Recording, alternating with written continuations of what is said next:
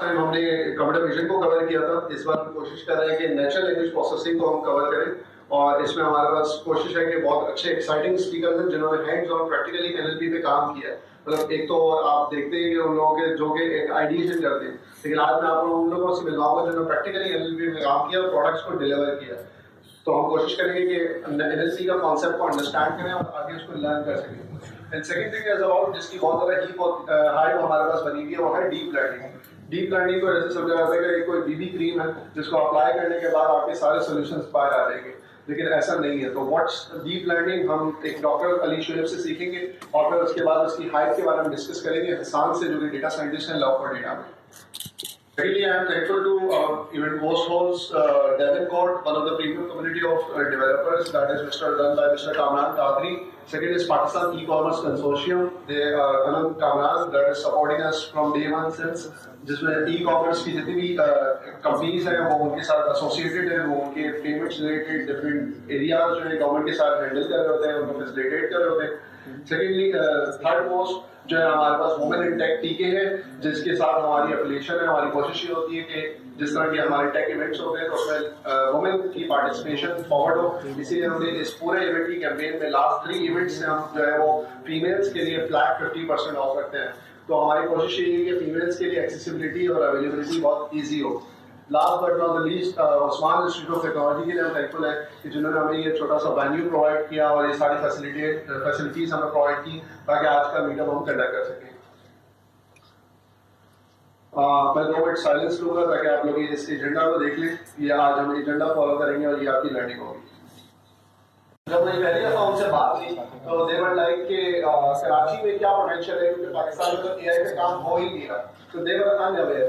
तो हमारी कोशिश ये थी कि ठीक है, हमने उनसे कहा कि प्रैक्टिकली तो हम बहुत ज़्यादा काम नहीं करें, मतलब हमारे पास अभी एक रिसर्च आई है जिसमें पाकिस्तानी सबसे ज़्यादा टॉप रिसर्च साइटेशंस के अंदर, तो क्यों इस कंट्री के अंदर इनोवेशन नहीं आ रही या उतनी प्रोडक्ट्स नहीं आ रही जैसे गूगल या अमेजन ये इस तरह की प्रोडक्ट्स लेके आते हैं, कटिंग एज टेक्नोलॉजीज लेके आते हैं, जिसको हम कहते हैं कि आइडिएशन टू प्रोडक्ट क्यों नहीं हो रहा हमारे पाकिस्तान में। तो उसकी वजह ये है कि इस तरह की कम्युनिटीज बहुत कम है। अगर हम आज सब एक साथ बैठे हैं तो एक नेटवर्किंग जब हमारी होगी तो एक दूसरे से मिलेंगे, सीखेंगे कि भाई अच्छा आप ये करते हैं, अच्छा ठीक है मैं ये वाला पार्ट प्ले कर सकता हूँ, आओ मिलके कोई स्टार्टअप करते हैं, कोई ऐसी चीज आगे बढ़ाते हैं जो कि प्रोडक्ट में कन्वर्ट हो सकती है। तो इस कम्युनिटी की बुनियाद रखने की वजह ये थी कि हम आर्टिफिशियल इंटेलिजेंस को इंट्रोड्यूस करें। फर्स्ट ऑफ ऑल हमने कराची में इंट्रोड्यूस किया और अल्लाह का शुक्र है कि आज हमारी जो स्ट्रेंथ है वो डबल हो चुकी है। इस वक्त साइमल्टेनियसली 2 से 5 के दरमियान मजे की बताता हूँ इस्लामाबाद.ai का इवेंट भी हो रहा था इस वक्त इस्लामाबाद में नेशनल इंक्यूबेशन सेंटर है, जो कि एज एन एआई कम्युनिटी के लिए बहुत बड़ी अचीवमेंट है। तो आई गेस मैं बहुत ज़्यादा शुक्रगुजार हूँ आप लोगों का कि आप लोग हमारे साथ कोऑपरेट करते हैं और इस तरह से कम्युनिटी मीटअप को एक सक्सेसफुल बना रहे होते हैं। थर्ड, हमारी जो कम्युनिटी की बुनियाद है वो 3 एरियाज के ऊपर है, awareness, engagement and empowerment. Awareness के सेशन के अंदर हम इसी तरह से मीटअप्स करवा रहे होते हैं। हमने सबसे पहला अपना मीटअप करवाया साइबर सिक्योरिटी मेडिकल स्टूडेंट्स को, जिसमें हमने डॉक्टर्स को बुला के हैरान किया कि किस तरह से उनकी जॉब जा रही है रेडियोलॉजी में, राइट। रेडियोलॉजिस्ट आज से 10 साल बाद एक्सटिंक्ट टाइप के हो जाएंगे, उनका रोल मिनिमलिस्टिक हो जाएगा जस्ट लाइक। उसके बाद फिर हमने डिफरेंट इवेंट्स किए, आईडिया के साथ किए, मल्टीपल इवेंट्स किए जिसमें हमने कंप्यूटर विजन के ऊपर डिस्कस किया, जिसके अंदर हमने ई कॉमर्स सेगमेंट को डिस्कस किया, किस तरह से हम ई कॉमर्स के अंदर एआई को इस्तेमाल कर सकते हैं। Amazon is one of the prime example, why not create Amazon with in Pakistan, क्यों हमारे अंदर टैलेंट नहीं है या हम रिसर्च नहीं कर सकते। दोनों जगह हम सबसे ज्यादा आगे हैं, बस मसला ये है कि हम आइडिएशन टू प्रोडक्ट की तरफ नहीं जाते। सेकेंड थिंग इज कि हम एंगेजमेंट करें। पहला साल हमने जो है कंप्लीटली इवेंट के लिए गुजारा है और अब सेकंड साल से हम लोग इंशाल्लाह जनवरी 2019 के अंदर पहला सर्टिफाइड डेटा एनालिस्ट का कोर्स हम लॉन्च कर रहे हैं, जिसका पायलट बैच होने जा रहा है। तो इंशाल्लाह that will be a 3.5 months program, जिसमें ट्रू डेटा साइंस की तरफ हम बात करेंगे, not just API based AI implementation, it's just around कि हम किस तरह से डेटा साइंस को यूज कर सकते हैं to interpret and create models out of data, जिसके जरिए इनोवेशन हो रही होती हैं। थर्ड थिंग इज एम्पावरमेंट, जिसमें हम कोशिश ये कर रहे हैं कि उस प्रोग्राम से भी जो ग्रेजुएट होता है प्लस हमारी एक कम्युनिटी बनी हुई है, फेसबुक पे ग्रुप बना हुआ है facebook.com/groups/karachi.ai।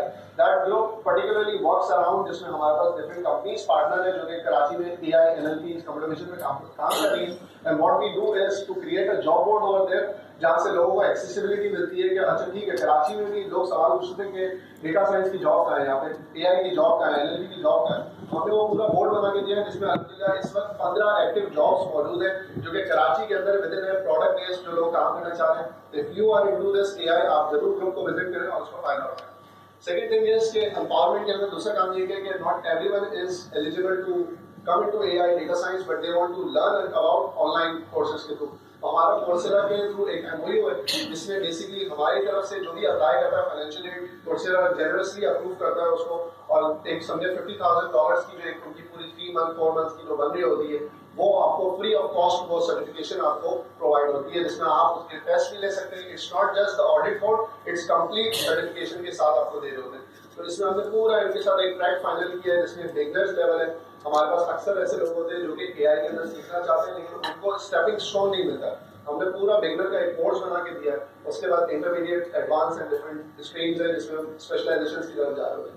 तो दिस इज ऑल अराउंड हमारी कम्युनिटी। मैं क्विकली जो है हम अवेयरनेस और इन सारे स्लाइड्स को स्किप करूंगा ताकि आप लोग जल्दी से स्पीकर्स को सुन सकें।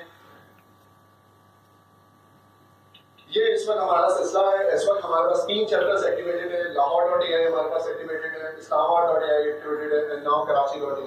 सो हमारी कोशिश यही है कि हम KLI CQ के तरफ चले जाएं कि हम क्वेटा और पेशावर को भी इंशाल्लाह एक्टिवेट करेंगे and then we will partner up to produce any value out of it. मैं सेगमेंट का स्टार्ट करता हूँ, अंडरस्टैंडिंग नेचुरल लैंग्वेज प्रोसेसिंग।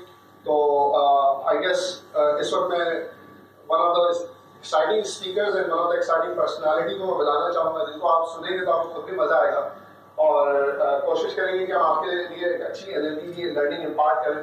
मैं दावा दूंगा मिस्टर अनीश शेख से कि वो प्लीज स्टेज को ज्वाइन करें। Please give a hand for.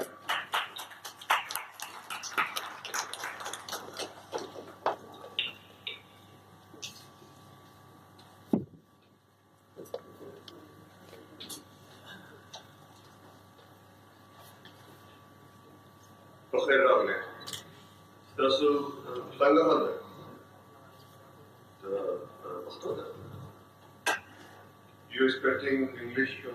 Pashto कितने लोगों को आती है? अक्सर लोगों को पश्तो समझ में नहीं आती। इसीलिए हमें NLP की जरूरत है। Because कुछ लोग आपकी ज़बान समझ सकते हैं, कुछ लोग आपकी ज़बान नहीं समझते। कंप्यूटर आपकी ज़बान नहीं समझते, हम कंप्यूटर की ज़बान नहीं समझते। चलिए इसको आगे लेके चलते हैं। कम कंपनीज ऐसी हैं जिन्होंने कोई प्रोडक्ट बनाया होगा AI का पाकिस्तान के अंदर। Fortunately we are one of them जिन्होंने कुछ प्रोडक्ट बनाई भी है, थोड़ी सी नेशनल इंटरनेशनल रिकॉग्निशन भी है।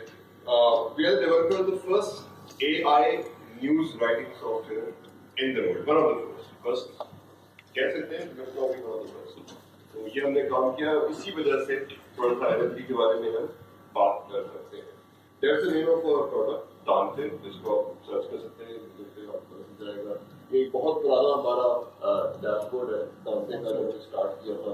थोड़ी डेफिनेशन जो मैंने आपको बताई थी उसके बारे में लोकल मीडिया में भी, ये लोकल मीडिया है जिसने हमें खासी कवरेज दी है टेलीविजन पे भी, और I was used to work with airlines. और चलो अब आते हैं बात से जो हम करने लगे कि NLP होती क्या है, what is natural language processing. आपने घर से क्या लिखा? अभी चाइनीज की किसी से बात की थी, क्या है, क्या लिखा?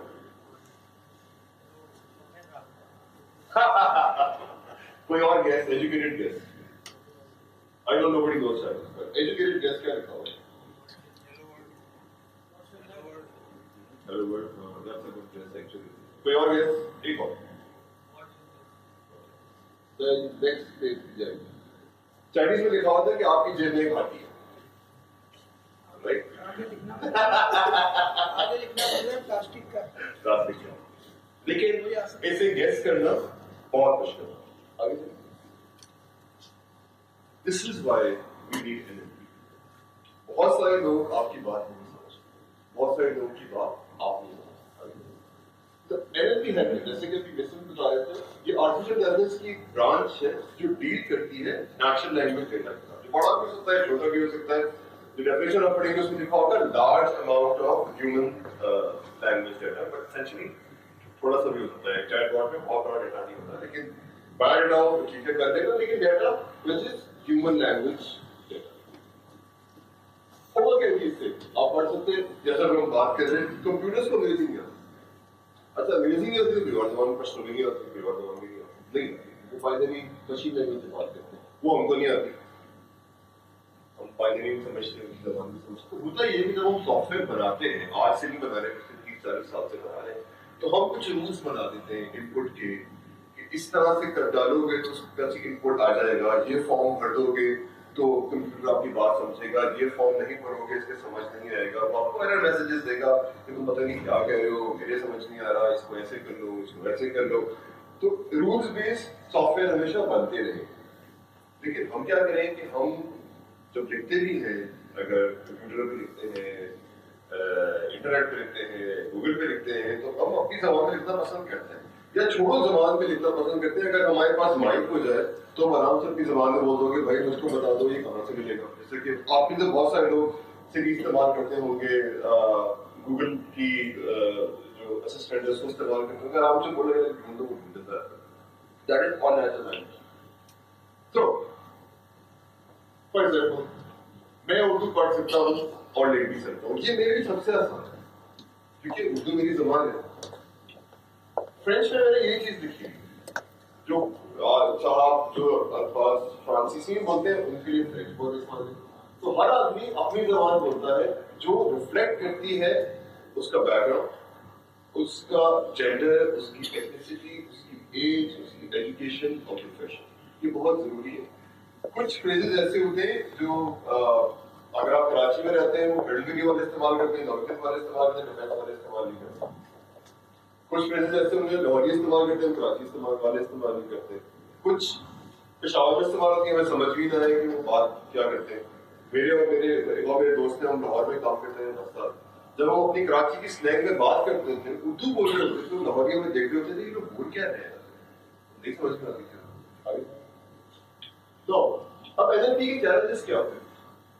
We're working with a few banks and we figure out कि सिर्फ एक अकाउंट खोलने के लिए 20 से 30 तरह के फ्रेजेस हो सकते हैं।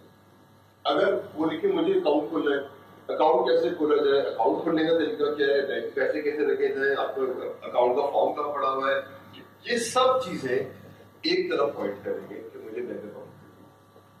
तो आपका बैंक का जो एनएलपी का सॉफ्टवेयर है, चैटबॉट है, जो प्रोसेसिंग कर रहा है, नेट पे है, फेसबुक पे, कहीं भी है, उसको आपने इतना ट्रेन करना है तो उसको ये समझ में आए कि वो अंग्रेजी में लिख रहा है, I want to be a bank account, how do I bank with you guys, how do I become your client. ये सारी चीजें एक तरफ पॉइंट कर रही है कि ये साहब ये साहिबा जो भी है इनको एसेंशियली सिर्फ बैंक में अकाउंट खोलना। और ऐसी बहुत सारी, जब आप में जो लोग काम करते हैं में या जिसके उसके बारे में समझते हैं, उनको पता चलेगा कि इस तरह की बहुत सारी चीजें ऐसी हैं जो कि आप अगर एक चीज डिफाइन करने जाए उसके 50-100 निकाल आएंगे तरीके जिससे वो चीज पूछी जा सकती है, वो सवाल पूछा जा सकता है। तो that is one challenge of NLP. फिर जैसे मैंने कहा कि अगर कोई बच्चा लिखेगा तो बच्चों की तरह लिखेगा, जो बड़ा होगा वो बड़ों की तरह लिखेगा। तो टू फिगर आउट कि ये बात क्या हो रही है, किस कॉन्टेक्स्ट में होती है, वो एनएलपी का एक चैलेंज है। तो अब जब आप पढ़ना शुरू करते हैं कि उस पर क्या क्या चीजें आ रही हैं नेट के ऊपर, बहुत बड़ा जंग आ रहा है, कोई कुछ कह रहा है, कोई कुछ कह रहा है, कोई कुछ कह रहा है, लॉट ऑफ नॉइज। बहुत सारे सॉफ्टवेयर ऐसे हैं जिसका मैं अभी मिसाल भी दूंगा जो कि क्रॉल कर सकते हैं नेट को, फेसबुक को, ट्विटर को, न्यूज फीड्स को, उसमें से वो बहुत सारा डेटा उठा के ला सकते हैं। मतलब वो डेटा बोल क्या रहा है, वो तो हमारा आपस का चैटर है, हम उर्दू में बात कर रहे हैं, अंग्रेजी में बात कर रहे हैं, वो कॉन्टेक्स्ट क्या है इसका। अगर आप मुझसे पूछे बोर्ड में सबसे मेरी सबसे इम्पोर्टेंट बात यही है डिस्कशन बोर्ड में होनी है, तो आपको is a very good guide. So there is lot of chatter and stuff on the internet, but to make sense of it, it's very, very difficult. We also made a software which we called Centimeter. Centimeter does the same thing. Centimeter जाता है अगर हम किसी brand की sentiment capture करना चाहते हैं, किसी मार्केट की सेंटिमेंट कैप्चर करना चाहते हैं, तो हम ये करते हैं कि हम सेंटिमेटर को खुला छोड़ देते हैं। ये टाइम के लिए जब हम कर रहे थे तो वो जाता है इंस्टाग्राम पे जाएगा, फेसबुक पे जाएगा, ट्विटर पे जाएगा, डेटा स्क्रैप करेगा, लिंक्डइन पे उठाएगा, एपीआई से उठाएगा, वो पूरा जंक इस तरह से ले आएगा कि कुछ लोग जोन्स के बारे में बात कर रहे हैं, कुछ लोग गार्ड के बारे में बात कर रहे हैं, इस पर सबसे ज्यादा बात किस हवाले से हो रही है. You should be able to process. आप मैनुअल स्क्रैपिंग से, ऑटोमेटिक स्क्रैपिंग से डेटा सारा उठा लेंगे, but you have to make sense of it. How do you do that? So how do we make sense of all this? Okay. कुछ बुनियादी technical चीजें होती हैं जिससे हम अपनी जबान में कहते हैं एंटिटीज कि वो कैसे बनती हैं, हम उसके मुख्तलिफ टैग्स बनाते हैं. टैग बेसिकली क्या होते हैं कि आपको एक जुमला कहा गया तो आपने उस जुमले के बहुत सारे हिस्से कर दिए बाय यूजिंग स्पेशल प्रोग्राम. ज्यादातर लोग जो उसका इस्तेमाल करते हैं पाइथन करते हैं, पाइथन इस्तेमाल करते हैं. पाइथन में टेक्स्ट की मैनिपुलेशन बहुत आसान होती है. तो what so how it happens, एक जुमला आपके पास आया. अब एंटिटीज क्या होती है, कुछ प्री ट्रेन्ड एंटिटीज होती हैं जो आपके पास आप कॉपी करा सकते हैं. किसी ने आगे हाय बोला है तो that is a greeting entity. वो आपको ग्रीटिंग कर रही है, हाय हेलो, उसका कोई जवाब होता है हाय हेलो बोंजोर वगैरह. बट जब वो आपसे कुछ सवाल करेगा, I want to download your software, तो आप सबसे पहले तो उसके बहुत सारे हिस्से करते हैं कि ये टैग्स बन गए, और उसके बाद जुमले के आप हिस्से करते हैं तो आप you try to make sense of it. Your software tries to make sense of it. For example, how to make sense of it? I am going to Chicago tomorrow. जब आपके सॉफ्टवेयर ने इसके बहुत सारे हिस्से किए तो उसने अहम चीजें मैच करनी शुरू की. For example, going is a verb, action जो कि होने लगा है, होने वाला है. कहाँ का होने वाला है? शिकागो प्लेस डेटा से मिल गया आपको कि ये साहब जो है ये शिकागो जा रहे हैं. कब जा रहे हैं? टुमारो. आज की डेट से एक क्लास कल जा रहे हैं. तो सारा कुछ आई एम को हटा दे, टू को हटा दे, गोइंग शिकागो टुमारो से इसने ये हिसाब लगा लिया कि असल में भाई साहब कल शिकागो जा रहे हैं. उसके आगे आप बहुत कुछ सकते हैं, to meet my aunt and you know to buy a few eggs and chicken, कुछ भी कर. यू विल अंडरस्टैंड कि ये आपका असल एक्शन ये है. तो जो मीनिंगफुल एनएलपी होती है वो यही करती है कि वो मुख्तलिफ हिस्सों में आपके जुमले को छोड़ती और उसको सेंस बनाने की कोशिश करती है. फिर सेंटिमेंट जो उससे अटैच होते हैं. किसी भी नेचुरल लैंग्वेज प्रोसेसिंग सॉफ्टवेयर का एक चैलेंज होता है कि जो जैसे भी आपने देखा गूगल की एग्जांपल थी कि वो उसने बताया कि वो आपके बारे में बहुत पॉजिटिव बातें करती है.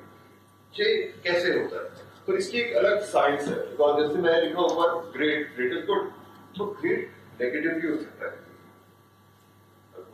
ग्रेट sarcastically भी इस्तेमाल हो जाएगा. बहुत गड़बड़ हो जाएगा बोले ग्रेट, अगर उस कॉन्टेक्स्ट में इस्तेमाल हुआ तो वो नेगेटिव हो सकता है. गुड मोस्टली अच्छा होता है, बट गुड भी बुरा हो सकता है. नॉट गुड, अगर आपने टैगिंग की भी है और आपने गुड का लफ्ज उठा लिया, वो बोलेगा ये तो गुड हो गया. आपके नॉट भी तो लिखा हुआ है. नॉट गुड का मतलब है इट्स बैड. गुड भी हो सकता है, अच्छा है, अच्छा नहीं. अगर अच्छा नहीं है तो वो बुरा है. तो अगर उसने एक लफ्ज अच्छा उठाया है तो सॉफ्टवेयर कुछ नहीं. तो एक प्रोसेस है कि आप टैगिंग करते हुए जाते हैं, एक लफ्ज उठाते हैं. दूसरा प्रोसेस होता है कि आप फ्रेजेस उठाते हैं, फिर आप फ्रेज मैचिंग करते हैं. तो एनएलपी जितनी आसानी से आप नजर आता है कि चीजों को रिजॉल्व कर रही है, वो एक बहुत बड़े प्रोसेस से गुजरी है और गुजर रही है. आप में से जो लोग एनएलपी इस्तेमाल करना चाहते हैं, जरूरी नहीं कि वो इस सारे प्रोसेस से गुजरे. उनको बहुत सारी लाइब्रेरीज मिल जाएंगी, कुछ चीजें आप बना भी सकते हैं.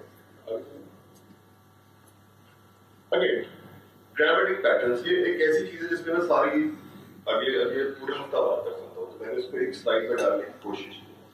Know what NLP developers do is अपनी जो डेटा मॉडल होता है उसमें ये करते हैं. So for example I want to, एक ट्रिगर है इसके लिए जिसको पता है कि इसके आगे एक्शन आएगा. I want to go, I want to do this, I want to buy this, I need this shirt, I want to you know go there. तो ये सारे अगले उसकी विश लिस्ट है कि मैं ये करना चाहता हूँ, चलना चाहती हूँ. फॉर एग्जाम्पल अगर आप ई कॉमर्स वाले तो आपको फर्क समझ कर रहे हैं कि इसको यार चाहिए कैसे आगे, इसको चाहिए कैसे आगे. उसने बोला I want to buy a black shirt. तो जो ब्लैक शर्ट का जो पैटर्न उसने उठाया था उसको वैसे समझ में आया. चैटबॉट को उसने फॉर्म दिखाना शुरू कर दिया कि मेरे पास ब्लैक शर्ट्स कहाँ अवेलेबल हैं जो कि बेचे जा सकते हैं. Can I now, can you, can I में भी उसको आगे नजर आएगा कि यार अगर ये कोई चीज रिक्वेस्ट कर रहा है या आपसे कुछ पूछ रहा है या आपसे जानना चाह रहा है तो उसके आगे ही एक्शन है। तो इस तरह की ग्रामेटिकल फ्रेजेस जो है वो प्रोग्राम किए जा सकते हैं आपके सॉफ्टवेयर के अंदर, जो आपकी आसानी कर देंगे कि आप किस तरीके से इसको अप्रोच कर सकते हैं। आपकी अप्रोच जनरलाइज भी हो सकती है, आपकी अप्रोच स्पेसिफिक भी हो सकती है to your business, to any kind of mission या कोई इस तरह की चीज जो कॉल, इसके लिए आपके पेज या वो सॉफ्टवेयर है। अब जस्ट ये जो मैं ई कॉमर्स के बारे में बता रहा था कि ई कॉमर्स क्लाइंट बिजनेस जो है वो एनएलपी बहुत ज्यादा सवाल है, चाहे वो एक सिंपल चैटबॉट की शक्ल में हो या जैसा कि मैंने बताया था वो सॉफ्टवेयर सर्टिफिकेट इस्तेमाल करते हैं जो डेटा उठा के ला रहा है, प्रोसेस कर रहा है, कोशिश कर रहा है, टाइम कर उसकी डिमांड क्या है। लोग कर रहे हैं, हम भी कर रहे हैं, काफी सारे लोग कर रहे हैं और यही प्रॉब्लम नजर आता है कि बिजनेसेस का फ्यूचर की है। हम सब है अभी हम अपने राउंड मुझे नहीं पता कौन कर रहा है, अगर जरूर कर रहे हैं, मुझे बहुत जोर लगा के उर्दू चैटबॉट बनाने की कोशिश की, कामयाबी रहे। गूगल की बहुत सारी लाइब्रेरी इस्तेमाल करते हैं, अपनी करते हैं, उर्दू चैटबॉट बनाना बहुत बड़ा आराम है और उसकी रीजन ये है कि तो उस लेवल के ऊपर गूगल आपको सपोर्ट नहीं कर पाता एज अ लैंग्वेज, तो आपको पैटर्न मैचिंग करनी पड़ती है। आपको पैटर्न मैचिंग इतनी मुश्किल होती है कि आपको उसको आपने रोमन उर्दू में भी किया है, उसके जवाब उर्दू में लिखे हुए वो एग्जैक्ट पैटर्न पर आएगा तो वो जवाब देगा क्योंकि उसमें डीप लर्निंग नहीं है। तो दिस इज आल्सो एनएलपी और एनएलपी की रही हौसला शिकन किस्म की फॉर्म है, बट अगर आप ये कर लेते हैं तो इसके बहुत सारे अच्छे नतीजे निकल सकते हैं बिकॉज फिर आपके लिए क्लाइंट का भी आसान हो जाता है।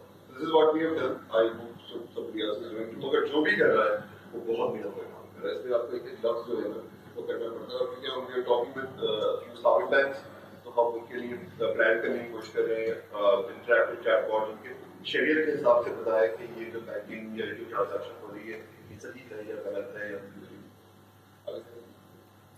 ओके। ये सारी बातें आपको पता होंगी, दोहरा देता हूँ। Why NLP is important? Because data is the next good.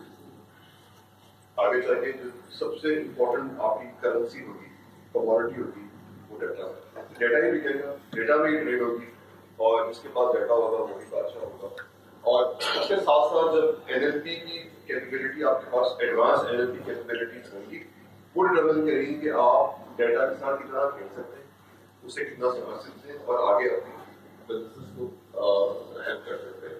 So in short जो चैटबॉट्स है, चैटबॉट देखने में बहुत छोटी चीज नजर आती है but chatbots are taking over the world और चैटबॉट्स आगे चल के ट्रेन होंगे स्पेसिफिक कस्टमर टाइप के ऊपर, मीनिंगफुल कन्वर्सेशन समझ सकेंगे। जब कन्वर्सेशन के बीच में अपनी ऑर्गेनाइजेशन को बता सकेंगे यार ये क्लाइंट आया है, ये जो है ना ये इंपॉर्टेंट है, ये ऐसी ऐसी बातें कर रहा है, इस तरह के पैटर्न पे जो बातें करते हैं वो बड़े इंपॉर्टेंट होते हैं। ये फाइल है, ये नॉन सीरियस है, कैटेगराइजेशन कर देगा, डाटा बता देगा, यहाँ से लोग जो आते हैं वो इंपॉर्टेंट होते हैं, so on and so fourth.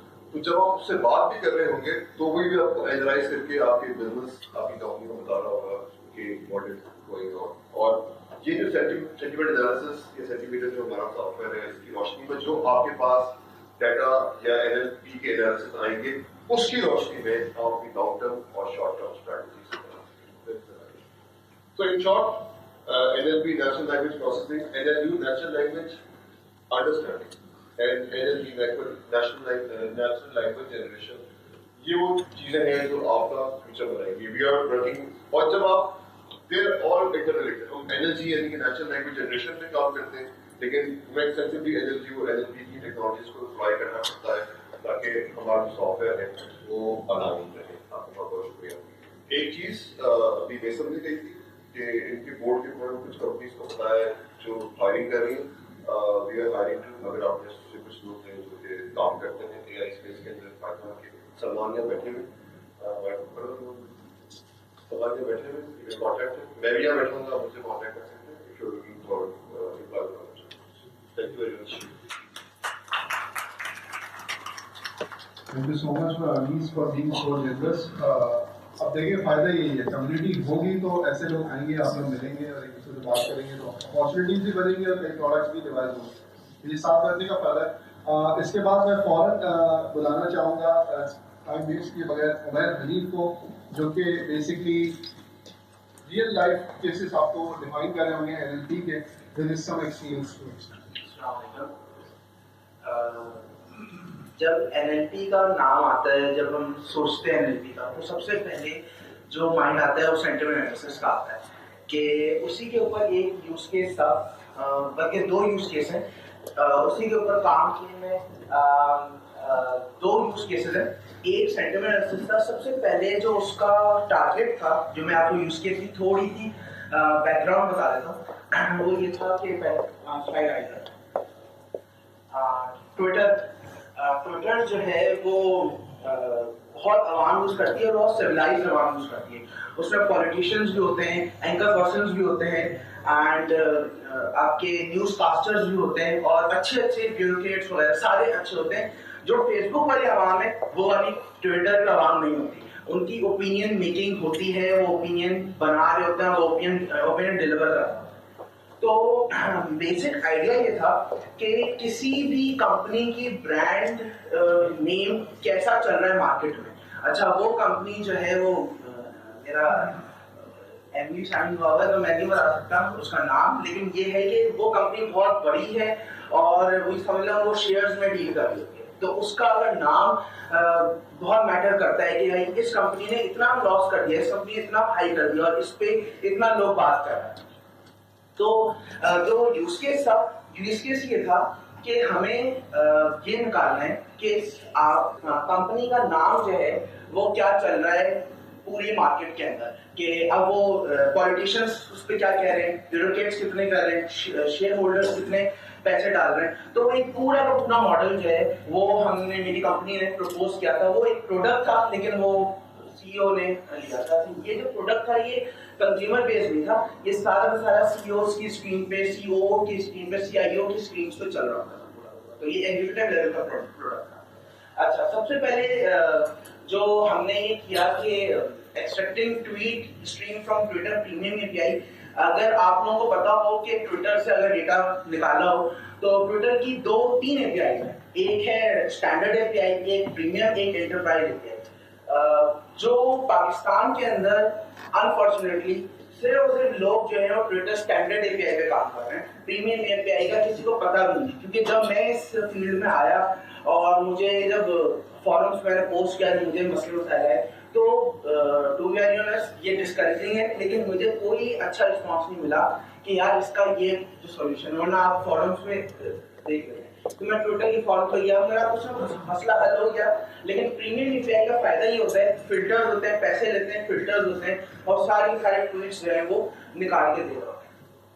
तो सबसे पहले क्या था कि ट्विटर पहले ये हाँ एक्सपेक्टिंग जो है वो ट्वीट्स की कि भाई इस हैंडल के अगेंस्ट मेरे पास सारी ट्वीट्स आ इस हैंडल के, वो कोई भी कंपनी का हैंडल होगा, वो सारी ट्वीट्स पॉलिटिशियंस की, इन सब लोगों की आ रही हैं जो कि ओपिनियन मेकर्स हैं, जो जिनका ओपिनियन वाकई मैटर करता है लोगों की नजदीक के। लोग अगर उसका कोई चीज बाय करना चाह रहे हैं तो पहले उनका देखेंगे यहाँ भाई बंदे ने क्या कहा है। तो सबसे पहले ये हुआ, और हमने इसके ट्वीट से हम बहुत कुछ निकाल सकते हैं कि कौन सा कितने ज्यादा मेंशन हो रहे हैं, किसको लोग ज्यादा टैग कर रहे हैं, और सारा हम ये चीजें निकाल सकते हैं। तो जो दूसरा प्रोसेस था वो ये था कि फीचर जनरेशन। बेसिक टर्म में मैं ये समझा दूं कि फीचर्स होते हैं कॉलम्स जिन पे आपकी लर्निंग हो रही होती है और आप जो है वो उसके ऊपर प्रेडिक्शन वगैरह करते हैं, मतलब इनके कॉलम्स होते हैं। तो इस फीचर जनरेशन का मतलब ये है कि आपके पास आपका जो भी टेक्सचुअल डेटा आ रहा है उसको अब कभी कभार ऐसा होता है लिखा होता है उमैर UMAIR और कैपिटल में, और कई बार ऐसा होता है UMAIR लिखा है और स्मॉल। अब कंप्यूटर के लिए दोनों डिफरेंट टर्म्स है, तो वो क्या करता है, तो हमें ही करवाना पड़ता है कि यार सबको नॉर्मलाइज कर दो कि UMAIR जो स्मॉल है वही एग्जैक्टली इक्वल। तो वो एक नॉर्मलाइजेशन का फैक्टर इसमें होता है। दूसरा ये फैक्टर फीचर जनरेशन हम आगे यूज करेंगे कि वो कैसे यूज होगी। अच्छा, आगे आ जाते हैं। ये तो हो गया। जब ये हमने सारा काम कर लिया तो अब एक मसला ये था कि भाई लर्न करवाना, मशीन लर्निंग का मॉडल तो लर्न के बगैर चलता ही नहीं है। तो लर्निंग के लिए हमें टूल्स चाहिए, और टू बी वेरी ऑनेस्ट हमें टूल्स नहीं मिली, वो वाली टूल्स हमें नहीं मिली जिसकी वजह से हम लर्न कराएं। तो हमने कैन टूल्स डाली, बिल्कुल मतलब उसकी क्या कहते हैं जो बिल्कुल उनकी जो सामने की एग्जाम्पल्स ट्वीट्स हैं और टेस्टिंग ट्वीट्स आ रही हैं उनके ऊपर हमने सारी ट्वीट्स डाली। तो उसके ऊपर ये होगा कि क्लासिफाई हमने किया कि उसको लर्न कर रहा है। लर्न हमने एग्जाम्पल दी हुई, जैसे मिसाल के तौर पे ये एग्जाम्पल है। तो इसमें पहले तो लर्न ये हुआ कि इसके अंदर कितने पॉजिटिव वर्ड्स हैं, कितने नेगेटिव वर्ड्स हैं। तो जो पॉजिटिव वर्ड्स थे उनकी हमने इसको क्लस्टर बना दिया, क्लासिफाई कर दिया, और नेगेटिव ट्वीट्स को हमने क्लासिफाई कर दिया। तो इसके अंदर हुआ ये कि तो ब्रांड के अगेंस्ट ये था कि पॉजिटिव नेगेटिव निकाल रहे हैं। तो अब उसके लिए सारा का सारा प्रोसेस है, पूरी पाइपलाइन जो चल रही है, ये सेंटिमेंट प्रेडिक्शन करनी है। तो वो ये चीज निकालेगी कि यार पॉजिटिव है या नेगेटिव है, कितना इफेक्ट पड़ रहा है। अच्छा, various applying various data science functionalities का मतलब ये है कि हमने जो डेटा साइंस में अगर थोड़ा बहुत आइडिया हो तो ट्रेन टेस्ट प्लेट ये, ताकि हम डेटा सेट्स को तोड़ दें और उसमें एक्यूरेसी निकालें, प्रिसीजन निकालें, वो सारा का सारा काम हमने इसमें किया। कट इट शॉर्ट कि इसमें क्लासिफायर की परफॉर्मेंस दिखा दी कि यार कितनी प्रिसीजन आ रही है, कितनी रिकॉल आ रही है, ठीक है, और कितनी एक्यूरेसी आ रही है, कि हमारा मॉडल कितना अच्छा प्रिडिक्ट कर रहा है, ठीक है। ये सारी आई और आखिर में ये हुआ कि जब हमने ट्रेन कर दिया सारा का सारा मॉडल, पूरा मॉडल ट्रेन हो गया, अब हमें प्रोडक्शन में लेके जा रहे हैं इस कोड को। उस प्रोडक्शन के लिए हमने ये किया कि ट्विटर स्ट्रीम से डेटा आ रहा है, उसका NL API जो भी मॉडल है, ब्लैक बॉक्स है। इस ब्लैक बॉक्स में उसने वो किया और उसके बाद वो इस ट्वीट के अगेन ये प्रेडिक्शन कर देता है, वो डेटाबेस में चली जाती है, वो कहीं पे भी चली जाती है। तो ये सारा का सारा मॉडल हो रहा था। और ये था अच्छा, आखिर में जो सेंटिमेंट प्रेडिक्शन थी उसका ये है कि ये थोड़ा सा ये था कि इसके अंदर पॉजिटिव हो रहा है, नेगेटिव हो रहा है, क्या वो शो कर रहा है। इसका सबसे बड़ा फायदा ये हुआ था, जो मुझे याद है, कि उस ब्रांड के अगेंस्ट बहुत सारी ट्वीट्स आ रही थी और एक एंकर था, दो एंकर, एक बहुत छोटे लेवल का, कोई 7 न्यूज का, पता नहीं कोई कौन सी न्यूज का वो था। उसको ना जो CEO था उसने मेरे बॉस को कॉल किया, यार ये क्या हो रहा है, ये क्यों इतना चल रहा है।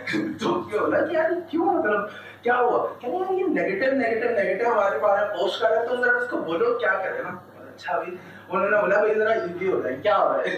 तो ये तो उसके ऊपर ये हुआ था कि नेगेटिव और पॉजिटिव के ऊपर, अच्छा वो जो एंकर थे या फिर पॉलिटिशियन जो भी थे, वो फजूल के कीड़े निकाल रहे थे। उसके ऊपर एक होता है कि भाई सही चीज के ऊपर सही कीड़े निकाल रहे हैं, वो फजूल ही कीड़े निकाल रहे थे। तो उसके ऊपर ट्रेडिंग हुई। अब अगर ये इतनी उनकी जो मार्केट है उतनी वो एंकर इटसेल्फ डाउन कर देता है। अब अगर एक ही एंकर जो है वो दुनिया न्यूज पे, जियो पे, एक्सप्रेस पे बैठ के एक प्रोडक्ट के बारे में ये बोल रहा है कि इतना ये हो गया या ट्वीट्स कर रहा है, तो उसकी मार्केट कितनी गिरेगी। तो ये सारा मॉडल था जो कि हमने वो क्या था। अच्छा, टेस्ट समराइजेशन थ्रू NLP। इसका सारा मकसद ये था कि जो हमारे पास न्यूज एडिटर्स होते हैं न्यूज़पेपर्स के या फिर उसके, उनके पास मसला ये होता है कि वो एक आर्टिकल के लिए या फिर एक टॉपिक के लिए कैसे वो न्यूज़ जनरेट करें।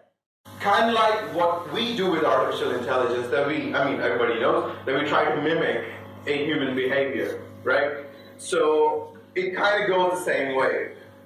When we look at the artificial technology such as Watson, so that would be the last name that you need to hear, because mostly you go custom with Google and Cortana, because they're like more user-friendly or more, end user-based sort of a thing. Everybody has access to them, everybody can use it. But usually what ends up happening with IBM is that, like most of you probably know, the best acquaintance you have with IBM is probably of their laptops, the ThinkPads, or probably the floppy disks that they used to make back in the day. Because this does explain the majority perception that IBM is probably a very restrictive hardware making company. I know that a lot is changing so far, and IBM has also dived into this, social media marketing, and probably you visit their page sometimes as well. And you hear this word, coming along a lot, Watson. So what it's really about? Is it something that every one of us can use?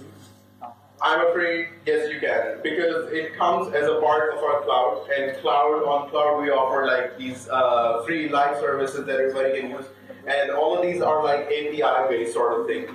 So you can like hit about 10,000 APIs and guess for yourself if this is something that you really need for your business. I'm going to go a couple of these so that we can start off on a good base on this conversation. So Watson can analyze your tone, your personality, your the conversation that you are having with another person.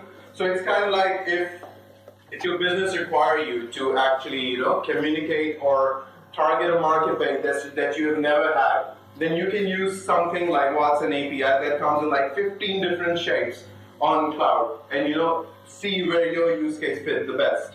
There are a few use cases that I have brought here, like probably you have seen this name Autodesk. So Autodesk is a 3D modeling tool. This is basically mostly used by the architects, by the engineers, I would say more, and the automotive industry. So they use this tool to actually build these models before they go into production, before they actually go about doing the physical thing or getting the right machinery for the job, right? So for their clients, one of the basic problems that they usually end up with is the subscription model, because all their softwares are license-based. So what happens is, like, at the end of the day, about a month, they hit about 100,000 queries from customers that ask them for renewal of their license. And this would take up about 1.5 years for them to actually get them a proper license based on their subscription. So instead of going all this hassle, they decided to go with something as a chatbot. I would just generically use it. They use Watson, right? So with Watson, what first thing that they did, that they were able to cut down on their, hello, what I can do for you today, expense from $15 to $200 to about $100 per day. So it's a huge improvement for a company of Autodesk size, right? Once again, the conversation that they were having about a month, it can do about 100,000 conversations that would target 60 different use cases within that organization. So it would eliminate all the need to, actually consult a coworker or someone who does the same job as you but has a very different experience than yours, and would help you to actually answer some of the questions. So instead, the chatbot does it for you. So it kind of like eases their business. A very different approach was taken by Coca-Cola. Nothing on the chatbot sort, but more towards the visual recognition softwares. So what they did is, what happens is when their technicians go on the site and they try to repair the machines, the vending machines, I would say, that would actually dispense the Coca-Cola and other beverages out there. So in order to fix those machines, they have to continuously consult other technicians that, hey, have you covered this problem that usually happens with the compressor? I heard you talking about it a while back. So this kind of a way, since they don't have the experience, it takes way, way, way longer for them to diagnose an issue. So what Coca-Cola did with IBM and Apple, they integrated their whole documentation on something service called Discovery that IBM offers. So what Discovery does is, like, in it you can ingest all of your related documents related to your organization, and when you base a certain query against it, it would give a response to you from a certain paragraph in that particular PDF that you have ingested a while back. So integrating that with the visual recognition service, it allows it, because visual recognition, again, returns certain parameters back. You have to train it, just like every other AI. There are certain use cases that you need to target explicitly, for which you need the training. Visual recognition, as I'm going to show you in a while, it offers some off-the-shelf, basic visual recognition capabilities, but for the specific use cases, you might have to train it at the end of the day. So, similar thing happened for the Coca-Cola. They were able to diagnose the issues just by, snapping a picture from their iPads or iPhones and, perform the analysis then and there. So they wouldn't have to go back to the office to, discuss the situation and then come back the next day and, make the client wait who's serving like 500 customers in that restaurant.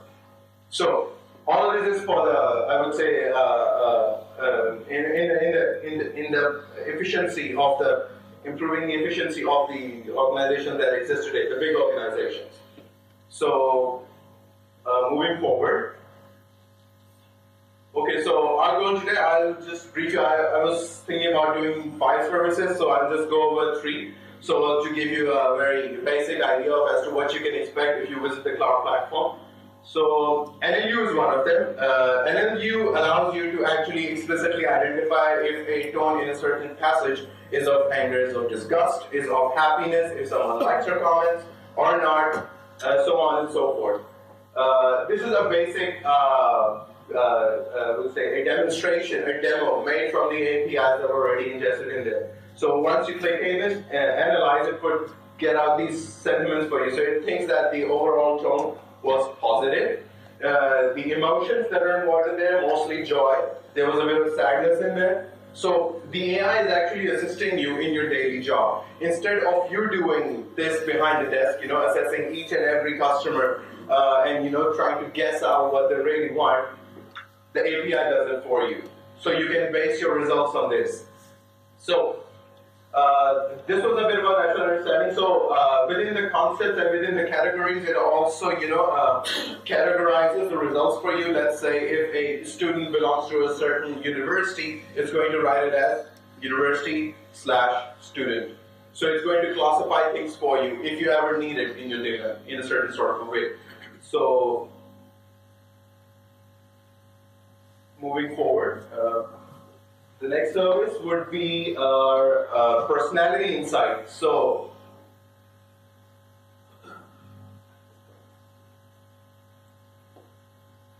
the personality insights allow you to, just like I said, it's going to allow you to assess a certain person, a certain personality that you want to go.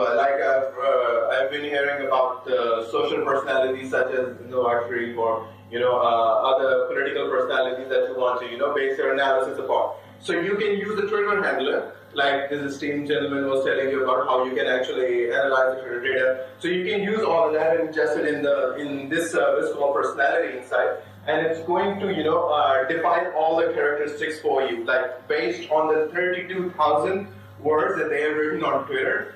We think that this personality is, like this is for opera, right? So she's interested in Latin music. She's going to start a business in a few years. She mostly does the credit card payments. So this is more of towards the, if you want to do the targeted marketing sort of a thing for your organization. So this is where it comes in handy. So it does the same thing for the Pope. It analyzes the result for the Pope. It's about, it's going to be a big corpus because he does post a lot. So very strong analysis about, 3,000 words would be in there, 30,000 words would be in there. So he volunteers for the social cause. He reads entertainment magazines. He has a gym membership. So all of these analyses are made by Watson, like off the shelf. So you wouldn't need to train a corpus in order to, integrate this sort of information in your own projects. So next would be visual recognition. So on visual recognition, you can, based on the feed that you give it, like you're going to see from this demo, that whenever I feed it a certain image, it gets out some sorts of information for me. I mean, there's this image that I got, in my back alley. So there's my car, there's some random guy's car. So it's going to classify that as it's a car. It's a two-wheel car, to be more specific. There's a gray color, gray ash color. The car is there, the sedan is there. There's a certain confidence level attached with it. But to be more specific, like the one that we see over here, this model is trained for an insurance agency. The company that actually, assesses your car if it's under a certain accident and whether you are eligible for a certain claim.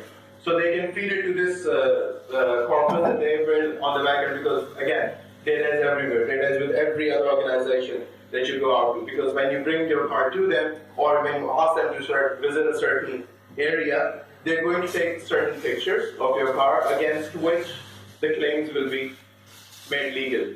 So that's basically how the whole training aspect of this works. So if you have a certain use case, you can train it on it. So discovery, I've discussed a brief about this before, that you can ingest your own documents in there. This one just searches through about 26 million articles on the internet, and gets the best possible results for you. I guess this one would be more for the ladies. Like if I search the L'Oreal in there, and based on how much further back I want to go, about 2 weeks, 2 months, it's going to get out all of the feeds, all of the related articles related to L'Oreal and what people think about it more in general. So it's going to look something like this. Like some of the top stories you're going to see, they're going to be about how better their skincare system is, and how well they're good with their customers. And naturally, normally they have like about 10% negative interest, and all of these related analysis are being made live on your account. So quickly moving forward.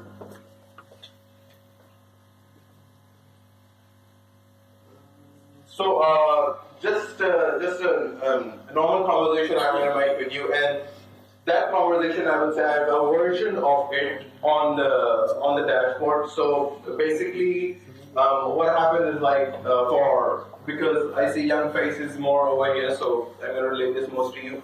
I would say the incentive mechanism works best for you in an educational environment. When a teacher asks you that you're going to receive a certain CGPE, the reason why our middle tier work, the inter-system fails, is because you are not part of a proper college system. So the end result really doesn't matter to you. Like, yeah, jaldi se mera yahan se paayega, theek hai, I get an 80% and I enter a good university, theek hai.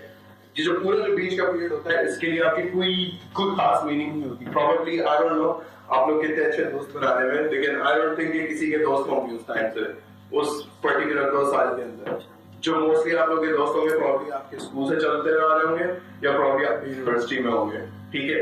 तो as a human being, हम लोग prefer करते हैं इस तरह की चीजें कि हमारे पास जो है कोई इंसेंटिव हो, कोई गोल हो to drive towards, ठीक है?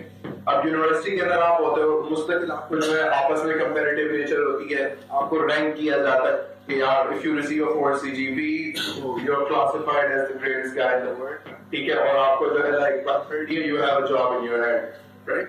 So आप उसकी तरफ वर्क करते हो, आपके लिए incentives build किए जाते हैं, ठीक है? और further on जब आप finally graduation ceremony में पहुंचते हो, तो वहाँ पे जो है आपको greet किया जाता है, आपके सारे स्कूल के colleagues होते हैं, sorry, university के colleagues होते हैं, and you have your parents with you who are proud of you, तो एक तरह से आपकी self-esteem बढ़ती है, and then you can, the next day, you have your interview with a great organization and you totally nail it, ठीक है?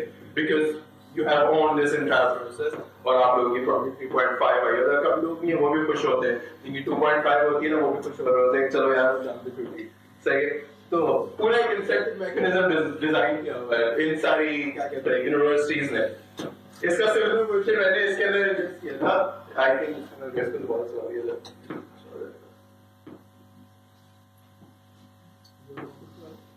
हाँ बस I think this would be enough. तो इसके अंदर जो है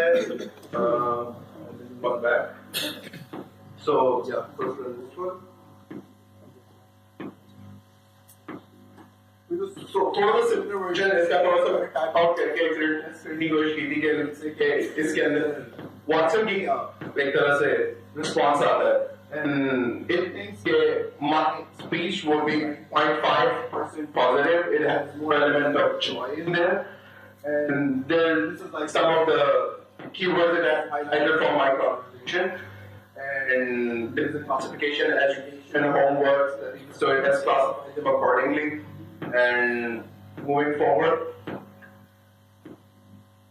it has a few things about my personality as well. So let's do that test as well. So the weak analysis there, because there's not much for based results, but it says that I'm a historical mood, like voluntary social work, I'm mostly influenced by social media as well. So I'm about 89% open. There's 43% of introvert in me. About 96% curious, challenging 91%, and lots and more. And these things can be, further classify it. This is just a demo for you to see what the API actually is, just a nice visual representation of it. So I won't take much of your time. For those of you who want to see what Watson and all of these capabilities are all about, be my guest and take a picture of this and take home and just walk on when you have time. Okay? Thank you for your time. Okay. I just wanted to invite, I guess, Anish is off he's here, but we had one session for the Q&A. I would invite again Mohammed Raza himself in the place and Umair himself to the stage. Please answer a 5-minute question answers towards the NLP if they want to ask you anything. The field of AI. Like for example, I'm an A-level student. What would be my next step if I'm interested in AI or applying for AI? Okay. So, with respect to AI, I would say that the best possible place for you to start your career from is that you have to take the educational side of it, that's computer science or either software engineering. You have to go there, there's no way around it, because that's going to allow you to create your niche in the market, right? I mean, certificates hold their own importance, right? I mean, you will be doing them side by side with your education. So the first step would be that if you can get into a great university, such as Nasr, FOST, so that's going to work out really well for you, right? So start from there, and if you want to study about the AI and other such platforms, go see what Microsoft is doing. There are lots of free services and free APIs that they provide. There are lots of courses on Coursera that you can take, right? But if you're really interested and it really intrigues you, you're going to study about it. IBM does the same sort of thing. IBM provides their badges against the courses that you can take, that they're mostly free, right? So you can take those to, take your learning to the next level. And it matters to organizations such as ours. If you have already done a certain course, it matters to us because you already know about it, and we don't need to waste 2 or 3 months into training you on the certain products. And cloud is pretty easy, so you can start doing it. So I hope that answers your question. जो basic idea है वो ये है कि एक for layman term हमारे पास हम एक डेटा सेट दे सकते हैं ठीक है जिसके अंदर साइंटिफिक वर्ड्स हो विद द सेंटेंसेस कि अगर वो रिप्लाई फॉर्म में कुछ ना कुछ आ रहा है तो वो लर्न करे कि यार ये जो है इसने इस पे इतना सरकाज़म दिया है इस स्टेटमेंट पे अगर ये रिप्लाई आता है तो वो लर्न कर लेगा एंड देन जब भी प्रोडक्शन में ऐसा कोई रिप्लाई आएगा तो वो उसको नेगेटिवली ट्रीट करेगा तो एक ये सोल्यूशन है इसी तरह अगर हम एपीआई लेवल पे जाए क्लाउड सर्विसेज वाट्सन है या फिर IBM वाट्सन है गूगल की एपीआई उसमें अगर जाए तो उसमें भी यही होता है कि उनके पास जो डेटा सेट्स होते हैं वो इतने ह्यूज होते हैं उन्होंने वहाँ पे ट्रेन करवाए होते हैं तो ऑटोमेटिकली जब भी कुछ ऐसा कमेंट आता है या वो आता है तो वो और वो इंटेलिजेंटली उसको नेगेटिव साइकिल में लेके जाते हैं तो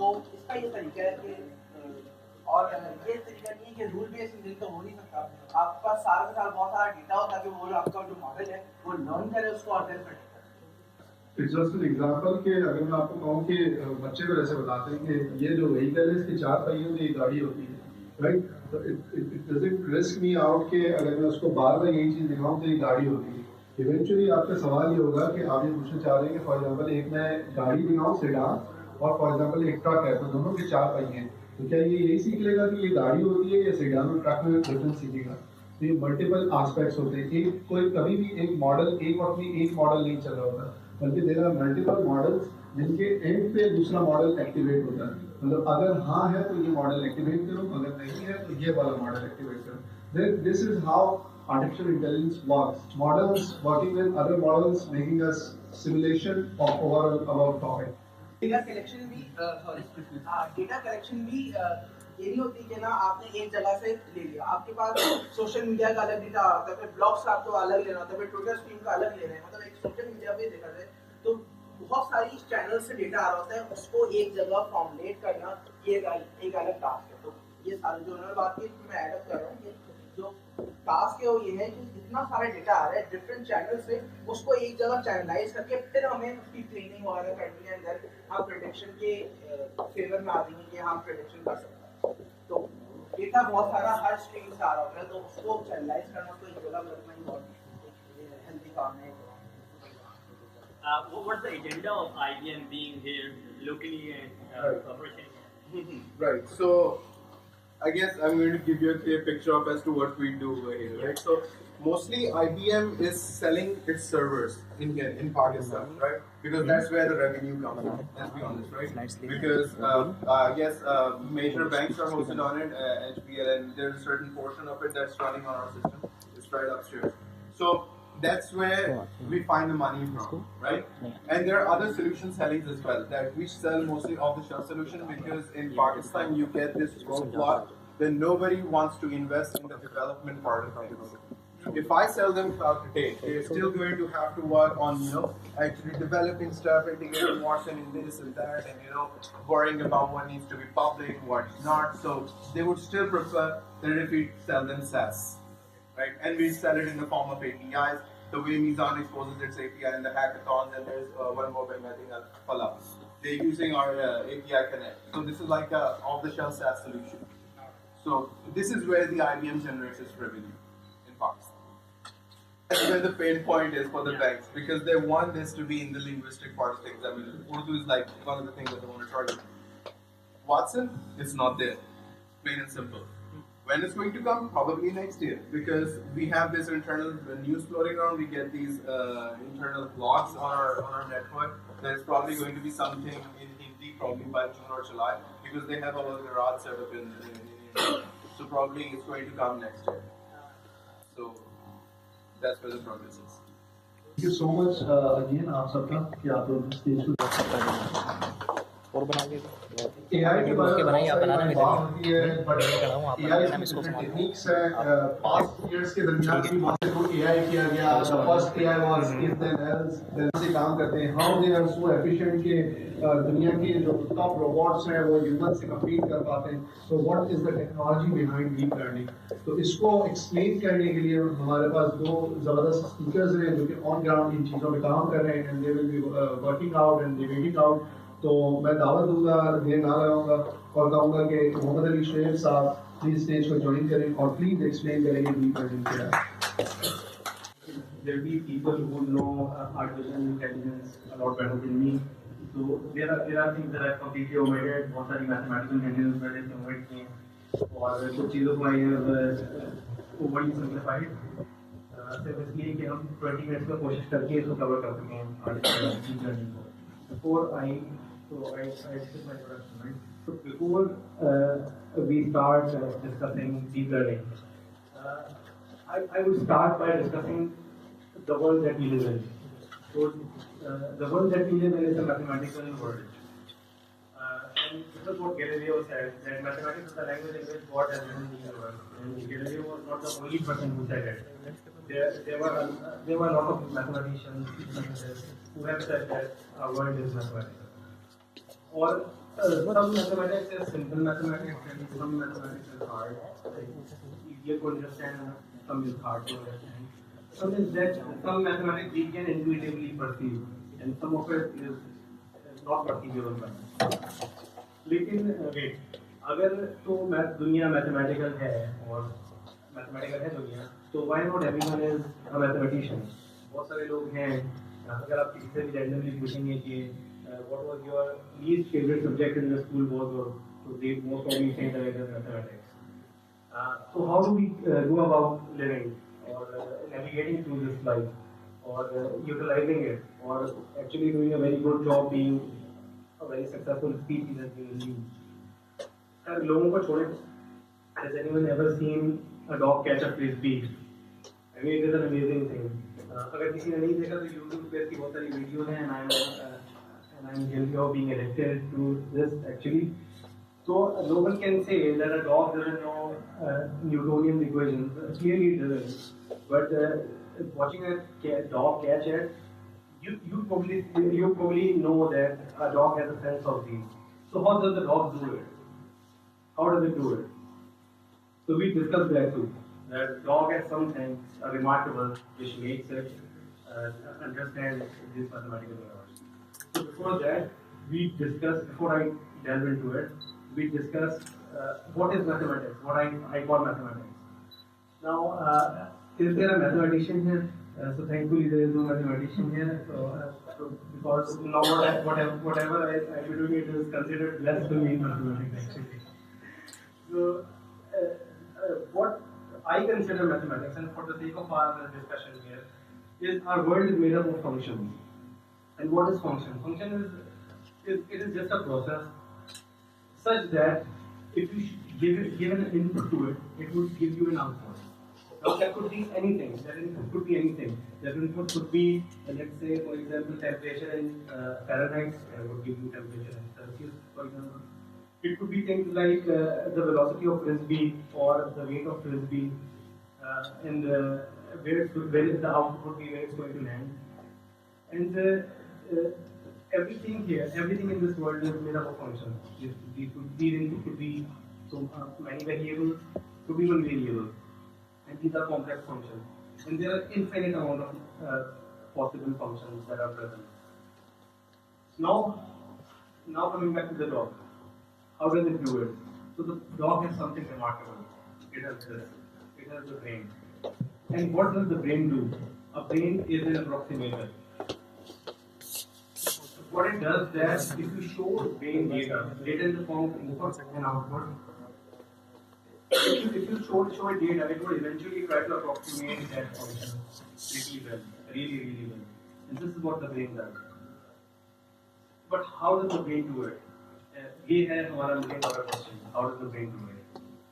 Deep learning, artificial intelligence, I would say, is the side effect of answering this question. हमारी 4,000 year की जो हमारी developmental history है, हमारी recorded history, उसमें this was the most important question. And जितने philosophers आए हैं, जितने mathematicians आए हैं, they were actually chasing this.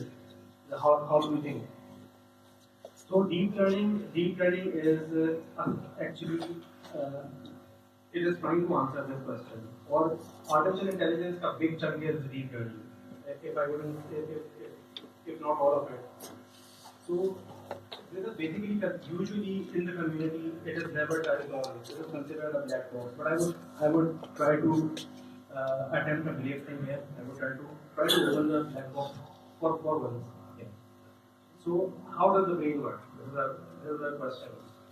So our brain is this intricate, a very intricate, a remarkable organ, and it is very complex and beautiful. And you'll be amazed that this actually is a brain of this fruit fly, and you could only imagine that what a brain of a human being would be. It is very complex compared to this. So dissecting it further. What is the brain made of? The brain is made of these tiny little cells. These are the building blocks of the brain. These are called neurons. And on this right proximal part, the globular part of it is the cell body. We call that cell body of the neuron. Now this is some anatomy for you. And the tiny processes that are growing out of it we call them dendrites. And this huge thing that is coming out of it is axon. So what happens is that one axon connects with several other axons through these processes.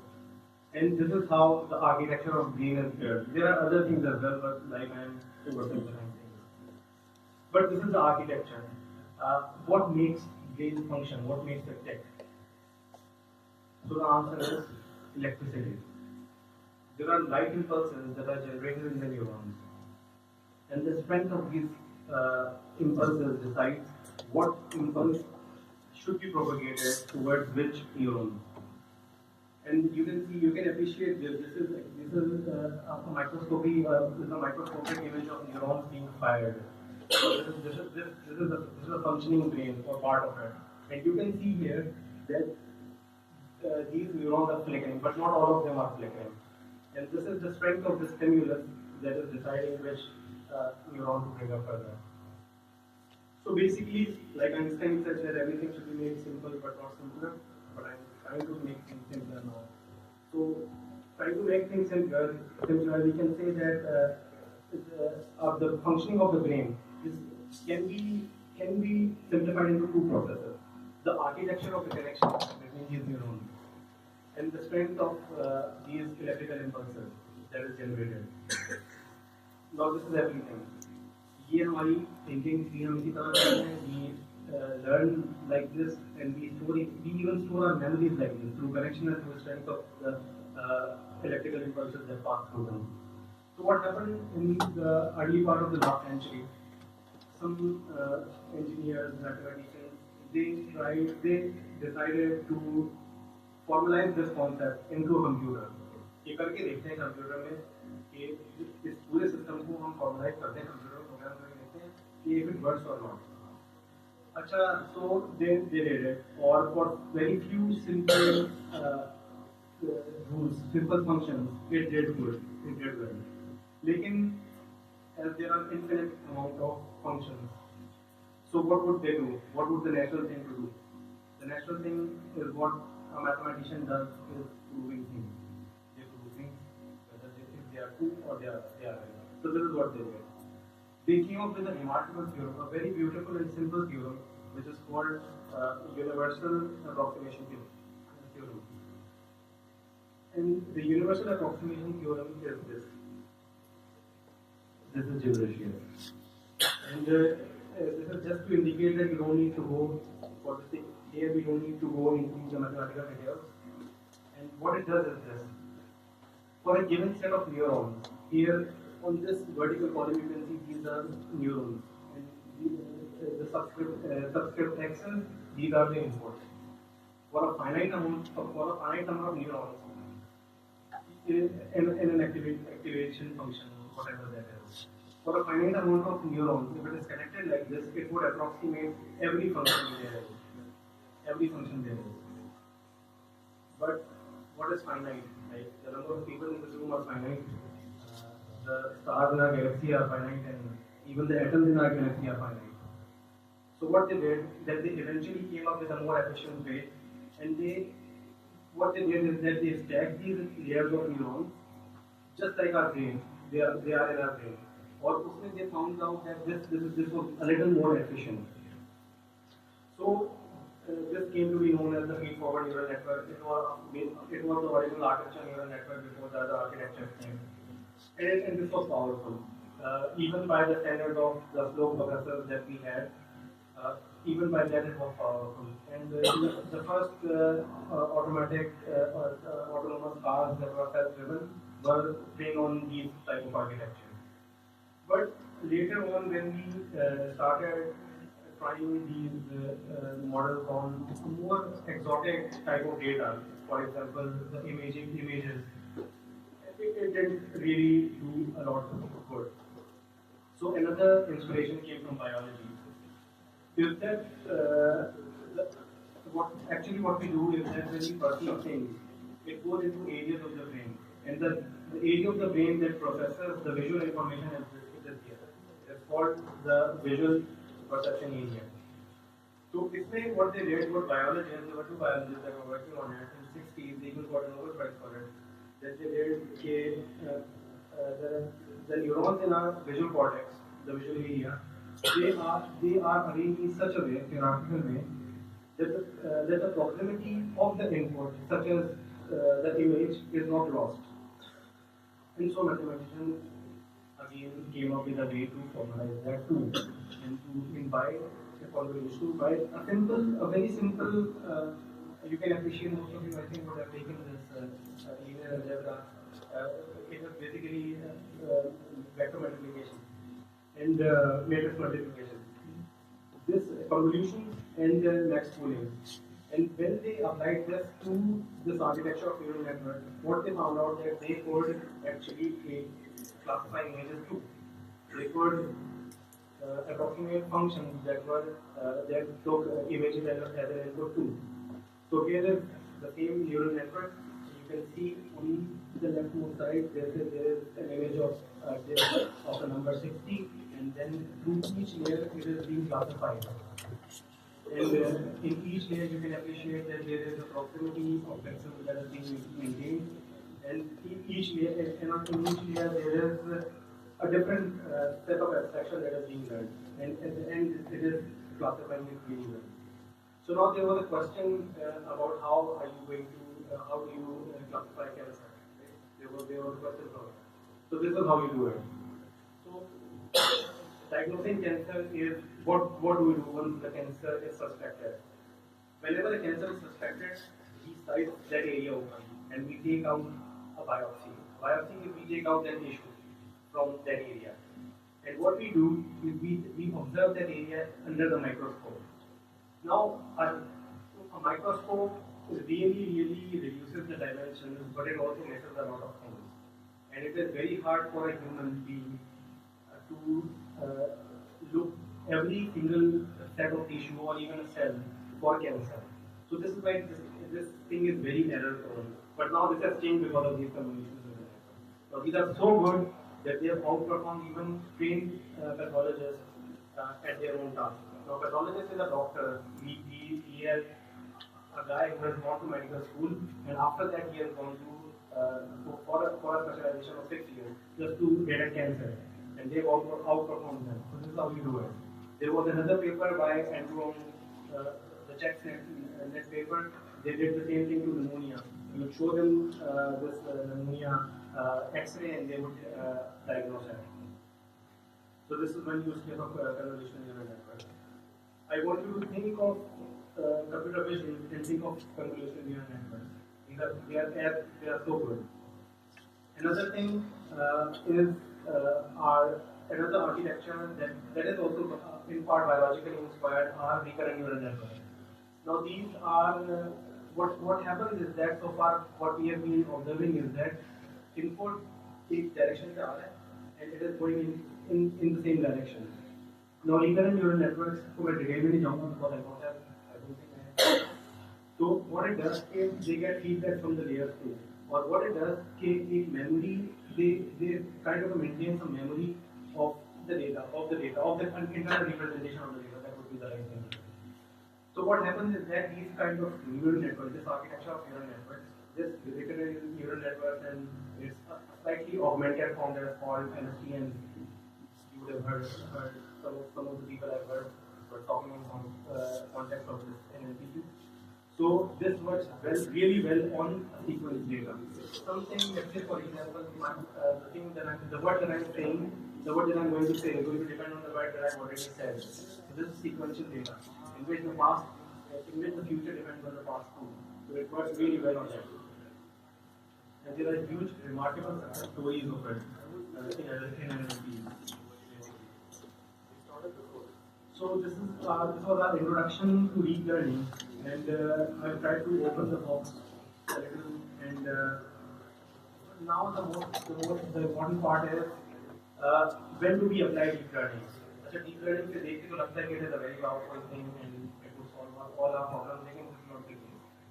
Deep learning is very expensive. Expensive in terms of resources, I would say, things to train. This would be the last thing on your mind if you are going to train it. But for the cases in which there is no other solution exists, this is the best solution. I mean, it is changing the world. It indeed is. So before you apply deep learning, you have to keep these things in mind. That if a mathematical equation, a simpler mathematical equation, or a process exists, you would apply deep learning. You would simply go to that equation and you would apply it, and you would save yourself a lot of time. And again, if the process or a task that you are trying to work on, if you're trying to approximate on is simple, you wouldn't try deep learning. You would try in turn to look for that mathematical equation that gave rise to the function that the input and output. And then if the base pattern exists, of course, because you wouldn't be able to know if the pattern doesn't exist. And the statistics will tell you if the pattern exists or not. And make sure to have good data, because there are a lot of stories where these models are gone wrong. Because I would say that in the words of a great statistician, he said that all models are wrong, but some are useful. So it is a double-edged sword. And please note here that emphasis is on good data rather than on data. We would want a large data set, but it wouldn't be an enormous data set. It should just surpass all of the concentration and accuracy. So I wouldn't get back to that. So to end this, deep learning is hype. Most of it is hype. Yes, it is. But even if you minus the hype, it is still a very important thing, and we are going to use it. And this technology is going to change the world, and more on this is to come.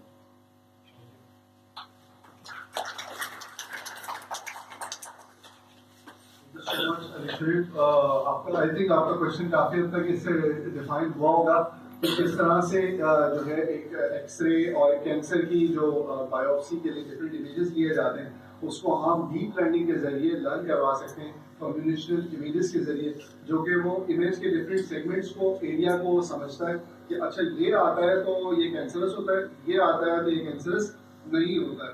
तो it starts learning, जैसे अनिशा ने कहा कि deep learning is data intensive, तो data बहुत ज़्यादा required होता है. And second thing is computing intensive.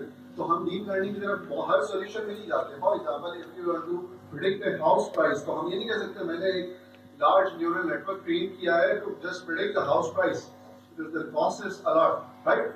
But deep learning का सिर्फ आपको एक इंट्यूशन आ गया होगा कि deep learning explores every space in the object, जो कि इक्वेशन के कई स्पेसेस हो सकते हैं. फॉर एग्जांपल अगर मैं आपसे कहूँ कि ये क्या लिखा है, तो आप दिमाग के अंदर वो सारे स्पेसेस को सर्च करना शुरू करते हो जिससे आप चीज को इंटरप्रेट कर सकते हो. इसी तरह डीप लर्निंग को भी जब किसी टारगेट दिया जाता है और बताया जाता है ये इनपुट है, ये टारगेट है, तो वो बीच के सारे स्पेसेस को एक्सप्लोर करता है with regards to consuming all the GPU power, all the CPU power, और फिर उसके बाद वो कम अप करता है कि इस कंप्यूटिंग पावर के अंदर रहते रहते मुझे ये सोल्यूशन मिला है.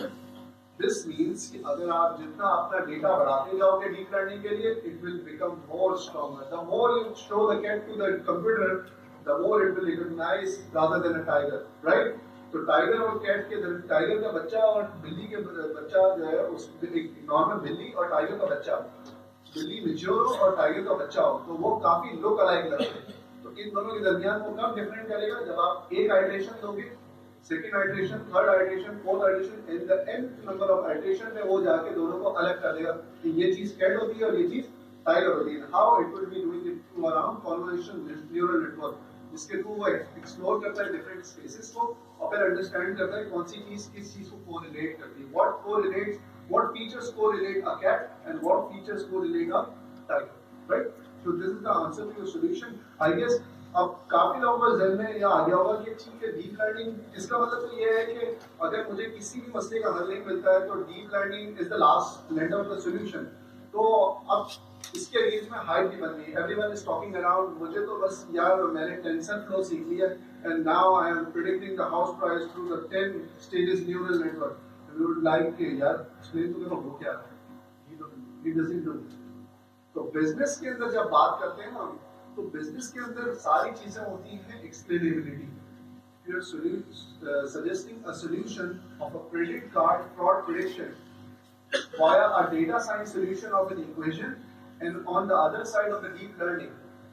इस इक्वेशन की साइड पे आप बता सकोगे कि इस स्कोर से ज्यादा आता है तो मेरा मॉडल इसको फ्लैग करता है और अगर नहीं आता तो मैं इसको फ्लैग नहीं करता. But when it comes to deep learning it's unexplainable. उसको बताया गया इनपुट, उसने बता दिया output, and you don't know the damn about कि उसने ब्लैक बॉक्स में किया क्या. तो ये जो हाइट सराउंडिंग है हम उसको ब्रेक करना चाहते हैं और इसी के लिए हमने खास स्पीकर को लेके आए हैं mister Hasan Khalid. He is from love for data, one of the premier data science company here in Karachi. We will welcome him to the stage. Please give a round of applause.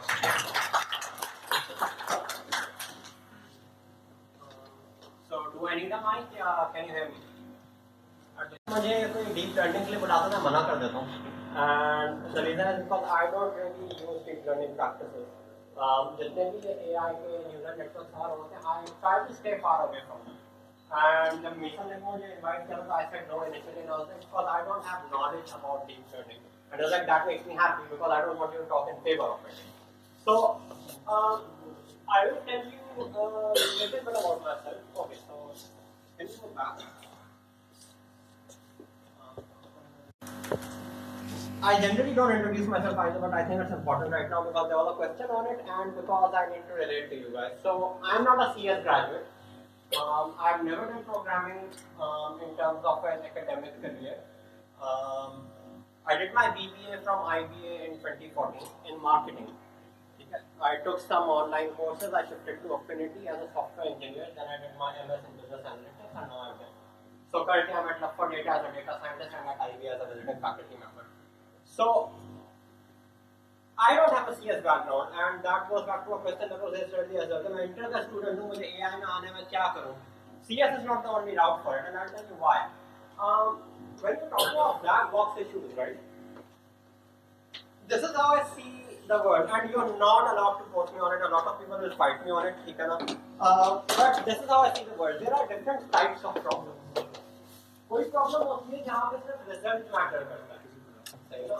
मैं कैंसर प्रेडिक्ट कर रहा हूँ ना, मेरे लिए बहुत important है कि जैसे कैंसर है वो सही से प्रेडिक्ट हो जाए, मेरे लिए उसका रिकॉल बहुत इंपॉर्टेंट है, क्योंकि अगर मैंने नहीं किया, मैंने उस बंदे को घर भेज दिया, उसकी तो जान चली गई, ठीक है ना? उसका रिजल्ट इंपॉर्टेंट है। जहाँ मैं बात करता हूँ कि मुझे एक बंदे को लोन देना है, आपने बोल दिया सही है नहीं दो लोन, मैंने एक AI का नेटवर्क बना दिया, एक न्यूरल नेटवर्क बना दिया, आपने मुझे बोल दिया इस बंदे को लोन नहीं दो, ये डिफॉल्ट करेगा, ठीक है? That doesn't answer all of my questions.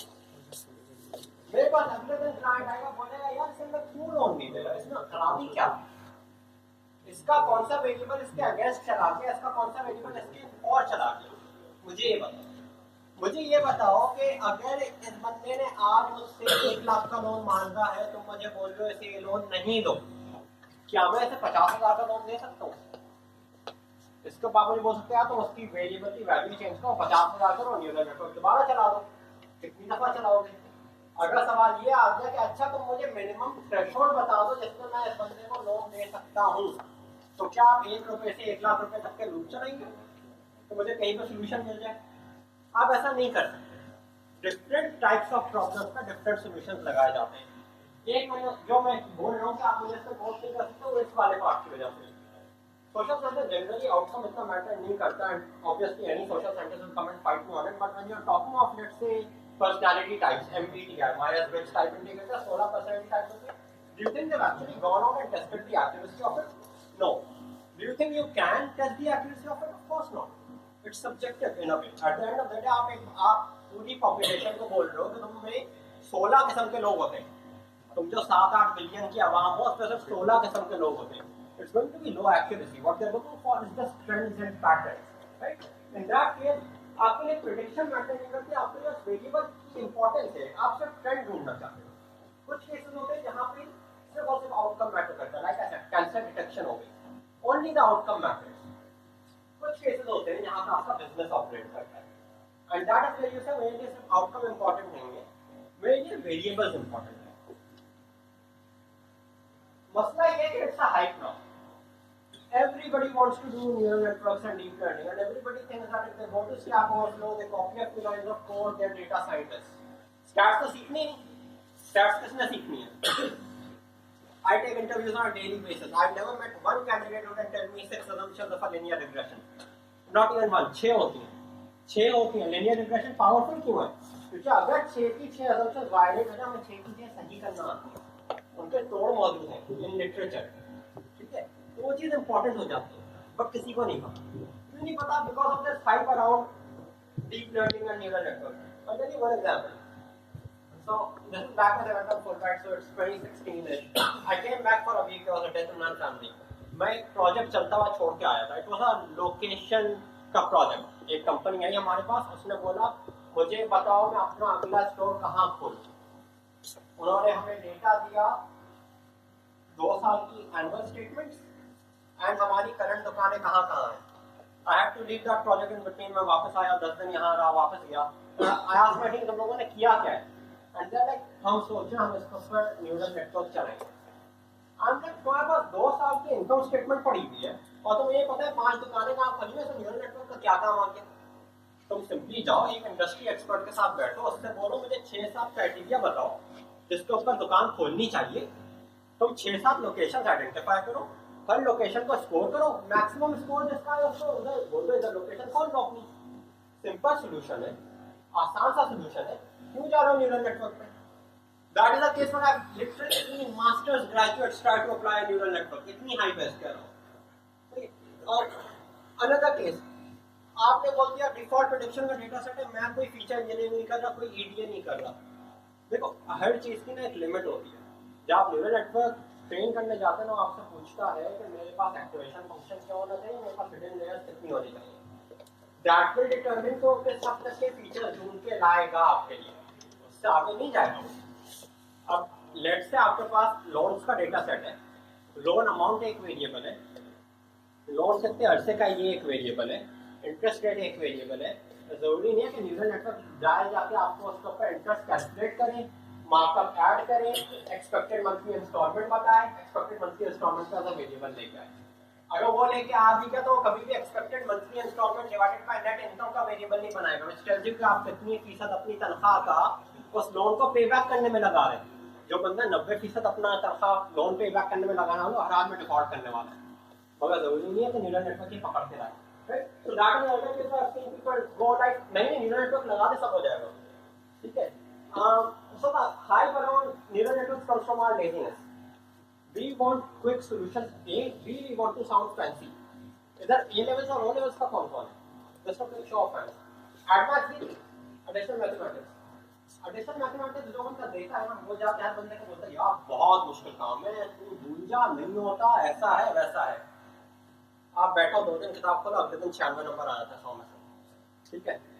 उसका एक्सेलरेटेड मैथ्स आती है A लेवल में, यही हाइप होती है। फिर फर्दर मैथ्स आती है, यही हाइप होती है। यूनिवर्सिटी में जो IBM बहुत मुश्किल है, GPA नहीं आती। I graduated with a 3.9, ठीक है। Point is, people like hype, ठीक है ना। And people like hyping up what they have achieved or what goes on their CV. मेरी CV पे जाएगा ना, इसने डीप न्यूरल नेटवर्क लगाया है, वाह IBM हायर करेगा, गूगल हायर करेगा। लिनियर रिग्रेशन का हम करते हैं क्लास 7 में सीखी। So there's a lot of hype around it. So there's laziness, we want easy solutions, and there's hype because we want to look fancy. So there are pros and cons. So it's not like deep learning होती बुरी है. So you have things like vision, speech, NLP. इधर चीज काम करती, no denying it, ठीक है ना।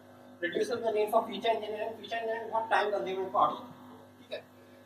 कौन से ये बात भी ये कर चुके हैं जो डॉक्टर साहब कहते हैं कंप्यूटेशन ही एक्सपेंसिव है। आपको हाइपरपैरामीटर्स वगैरह बताने पड़ते हैं, नंबर ऑफ हिडन लेयर्स कितनी होनी चाहिए, एक्टिवेशन फंक्शन क्या होना चाहिए, so on and so forth.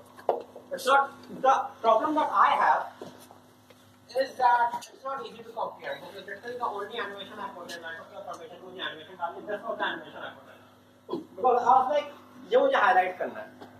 And उसकी वजह ये है जब आप we are a data science consultancy, ठीक है ना। आप जब जाते हो ना तो 1-2 सवाल बहुत इंपॉर्टेंट होते हैं। एक तो होता है कि आपकी ऑडियंस कौन है। If my audience is my top management, right, इनमें से न्यूरल नेटवर्क किसको का समझ में आएगा। आपको लगता है जो एचबीएल का सीईओ है, जो हबीब बैंक या लेट्स से एमसीबी का सीईओ है, या जो आसान में बैठा हुआ है डॉक्टर, उससे आपका डीप न्यूरल नेटवर्क समझ आएगा नहीं। तो आप उसके सामने जाके सीधा साधा डिसीजन ट्री दिखा दें, भाई जिसका लोन 50,000 से कम होता है उसे दे दो, 50,000 से ज्यादा होता है नहीं होता, उसे वो समझ आएगा, he can make decisions on it, ठीक है। मिडिल मैनेजमेंट, आप किसी भी मिडिल मैनेजर के पास जाते हो ना इतनी फैंसी चीज लेकर, उसको सबसे पहला खतरा पता है क्या होता है, मेरी नौकरी का क्या होगा। दैट हैपेंस, आई मीन आप जाओ और आप जाके सेल्स प्रेडिक्शन कर दो किसी के लिए, उसका जो एरिया मैनेजर है ना तुम्हारा प्रोजेक्ट आगे नहीं जाने देगा, बिकॉज ये भी सेल्स प्रेडिक्शन तो मेरा काम है। अगर इसने एक मॉडल बना दिया जिसका सेल्स प्रेडिक्शन होने लग गई तो मैं कहाँ जाऊंगा, ठीक है। तो एक तो ये ऑडियंस पर बहुत डिपेंड करता है। 99% of people, myself included, do not completely understand deep learning and neural networks, ठीक है। जो समझ नहीं आ रहा वो पढ़ाने का फायदा नहीं है। We've been doing that for years in our education system, now we're bringing it to our businesses. We're doing stuff we don't understand, ठीक है। I'll just give you a few cases and I've talked through these cases right now as well. You're working for a bank, imagine you're creating a loan default prediction model. Customer आया, loan default हो गया, अब manager पूछ रहा है किस variable की वजह से डिफॉल्ट हुआ, क्या तुमने इसको इसलिए डिफॉल्ट किया इसका घर छोटा था, या इसके फैमिली मेंबर्स ज्यादा थे, क्या इसकी रेस एक इंपॉर्टेंट वेरिएबल थी, जेंडर एक इंपॉर्टेंट वेरिएबल था, which would start a whole new ethical debate on whether those variables should be used or not, but at least you need to know किस variable की वजह से मसला हुआ, ठीक है। कस्टमर आ गया, लोन एक्सेप्ट हो गया यार, 4 लाख का लोन मांगा तो एक्सेप्ट कैसे हो गया? What variable played a part? Those are important questions. Now, if you're looking at it, आप अगर एक सिंपल डिसीजन ट्री मॉडल लेकर चल रहे हैं ना, आप बता दें देखें ये बंदा जो आया वो इस सेगमेंट का है, इस सेगमेंट का ये क्राइटेरिया था, इसलिए बंदे का लोन एक्सेप्ट हो गया। जितना डिसीजन ट्री में ऊपर की तरफ क्राइटेरिया आएगा, लाइक अगर वो फर्स्ट स्टेट है वो ज्यादा इंपॉर्टेंट है, सेकंड स्टेट है तो third state and so on and so forth, ठीक है? तो मैं आपको ना सिर्फ ये बता रहा हूँ कि बंदे का लोन क्यों एक्सेप्ट हुआ, ये किस सेगमेंट का बंदा है जिसकी वजह से इसका लोन एक्सेप्ट हुआ, मैं आपको ये भी बता रहा हूँ कि कौन सा वेरिएबल इसका लोन एक्सेप्ट होने में सबसे ज्यादा इंपॉर्टेंट था, ठीक है? एक और केस देखते हैं, सेम डिफॉल्ट प्रेडिक्शन का केस, $50,000 का कोई बंदा लोन मांगने आया, आपसे किसी ने पूछा यार मैं इसको 50,000 का तो लोन नहीं दे रहा, मैं इसको कितने का लोन दे सकता हूँ, या मैं 50,000 का तो देने को राजी हूँ, इसको और कितना पुश किया जा सकता है, क्या मैं सिर्फ 70,000 का लोन दे सकता हूँ? तो आपके पास जो भी मॉडल बना होगा, भले से वो डीप लर्निंग हो, भले से वो लॉजिस्टिक रिग्रेशन हो, उसके अंदर प्रोबेबिलिटी कहीं ना कहीं आई होगी, और आपने उस प्रोबेबिलिटी ऑफ डिफॉल्ट पे एक थ्रेशोल्ड लगाया होगा कि अगर 20% से ज्यादा प्रोबेबिलिटी ऑफ डिफॉल्ट है तो लोन नहीं देना, कुछ ऐसे ही किया होगा, राइट? हाँ, तो अब अगर उस बंदे की 10% है प्रोबेबिलिटी ऑफ डिफॉल्ट जिसको अभी मैंने लोन दिया है, मैं कुछ वेरिएबल से खेल के ये बता सकता हूँ कि लोन अमाउंट कितनी होती है, तो इसकी डिफॉल्ट प्रोबेबिलिटी 20% हो जाती है, दैट थ्रेशोल्ड, तो मैं इसको इतना लोन दे सकता हूँ, इतना तक के इसको लेना जायज़ है। या अगर किसी की 25% आई है, उसको 20% पे वापस लाने के लिए मुझे क्या करना पड़ेगा, मैं कितनी लोन की अमाउंट डिडक्ट करूँ, ये चीज़ आप न्यूरल नेटवर्क में नहीं कर सकते, ये चीज़ आप डीप लर्निंग में नहीं कर सकते। There are packages which will give you variable importance for a neural network as a whole. They will not give you variable importance per row of the data. पर कस्टमर, मैं तो पर customer बात करूँगा, तो जाके एक रो में घुसने की बात कर रहा हूँ, मैं बात नहीं कर रहा कि ओवरऑल मॉडल में क्या इंपॉर्टेंट है, वो तो कोई भी बता सकता है, फाइनल प्रेडिक्शन उठा के सब कोरिलेशन में निकाल तो आइडिया हो जाएगा, ठीक है? हम बात कर रहे हैं इंडिविजुअल कस्टमर के ऊपर डिसीजन लेने, तो मसला हो जाता है।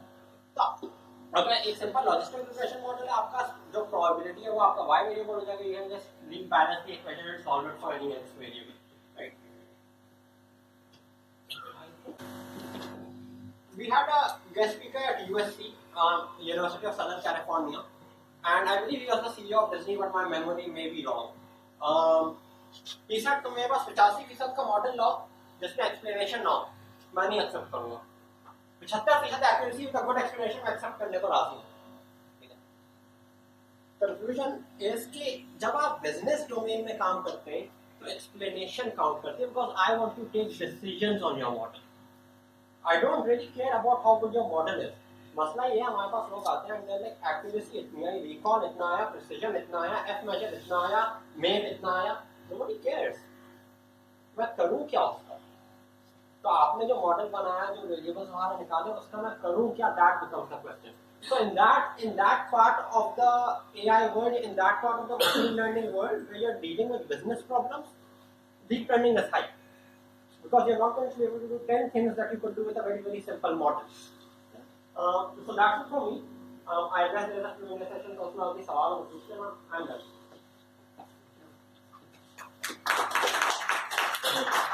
Thank you so much, Hasan. I hope so कि आपको डीप लर्निंग के बारे में मालूम चला होगा और डीप लर्निंग की हाइप के बारे में पता चला होगा कि हम अक्सर लोग जो है वो डीप लर्निंग यूज करते हैं, वो सिर्फ इसलिए करते हैं कि फायदा मेरा कोलीग कर रहा है। तो when it comes to business and products, तो वहाँ पे आपको एक्सप्लेनेबिलिटी चाहिए होती है, and deep learning lakhs that. तो हम वो चीज़ आसपास देखते हैं, अब हम करते हैं कि कोशिश करते हैं कि एक Q&A सेशन कर लेते हैं 10 मिनट्स का। आपके कोई भी क्वेश्चन हो तो वो आप प्लीज़ आस्क कर सकते हैं। मैं दोबारा हसन को कहूँगा कि अपनी स्टेज को ज्वाइन करें, मोहम्मद अली शेर भी ज्वाइन कर रहे हैं ताकि वो लोग ये कोशिश को स्टार्ट कर सकें। आपने वो टाइम सेव करने की अपने इंट्रोडक्शन कर दी, बट मैं दो कि आपने किस तरह वो ये मेरा थोड़ा सा एनॉमलस सा एक वो है पूरा जर्नी है। असल में I was in actual science, and actual science is actually a branch of statistics और मैथमेटिक्स ही ज़्यादा बचपन से मुझे शौक है। तो आई लेफ्ट इट एब्रप्टली, उसके बाद मैंने अपनी मेडिसिन शुरू कर दी, अपनी MBBS।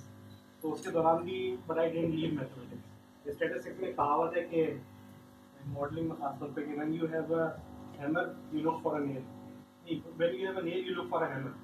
but when you have a hammer everything looks like a nail. तो मैंने भी यही किया, मैंने अपनी सारी प्रॉब्लम जो थी मेडिसिन की तो मैंने अप्लाई करना शुरू किया और मेरे कुछ पेपर्स पब्लिश हुए इस तरह। तो पेपर पब्लिश करता गया, फिर जब मैं अपनी हाउस जॉब के दरमियान में ही मुझे लम्स में एक वो थी वहाँ के हमारी जो लैब थी लम्स की रिसर्च लैब, वहाँ से मुझे ऑफर आई। तो वहाँ पर मैंने कुछ अर्से पढ़ाया और वहाँ पर भी रिसर्च की काफ़ी चीज़ें वहाँ पर दी। मैथमेटिक्स स्टैटिस्टिक्स और प्रोग्रामिंग वगैरह मैं ट्रांसफर कर सके। मैथमेटिक्स का तो खैर मुझे mathematics is my hobby actually. तो आर्टिफिशियल इंटेलिजेंस की वहीं से ही प्रोग्रामिंग के डेटा पे काम करते रहे। But this is not what I do. मैं इन्हीं दो चीज़ों को, मेडिसिन को और मैथमेटिक्स को मिलाने की कोशिश करता हूँ और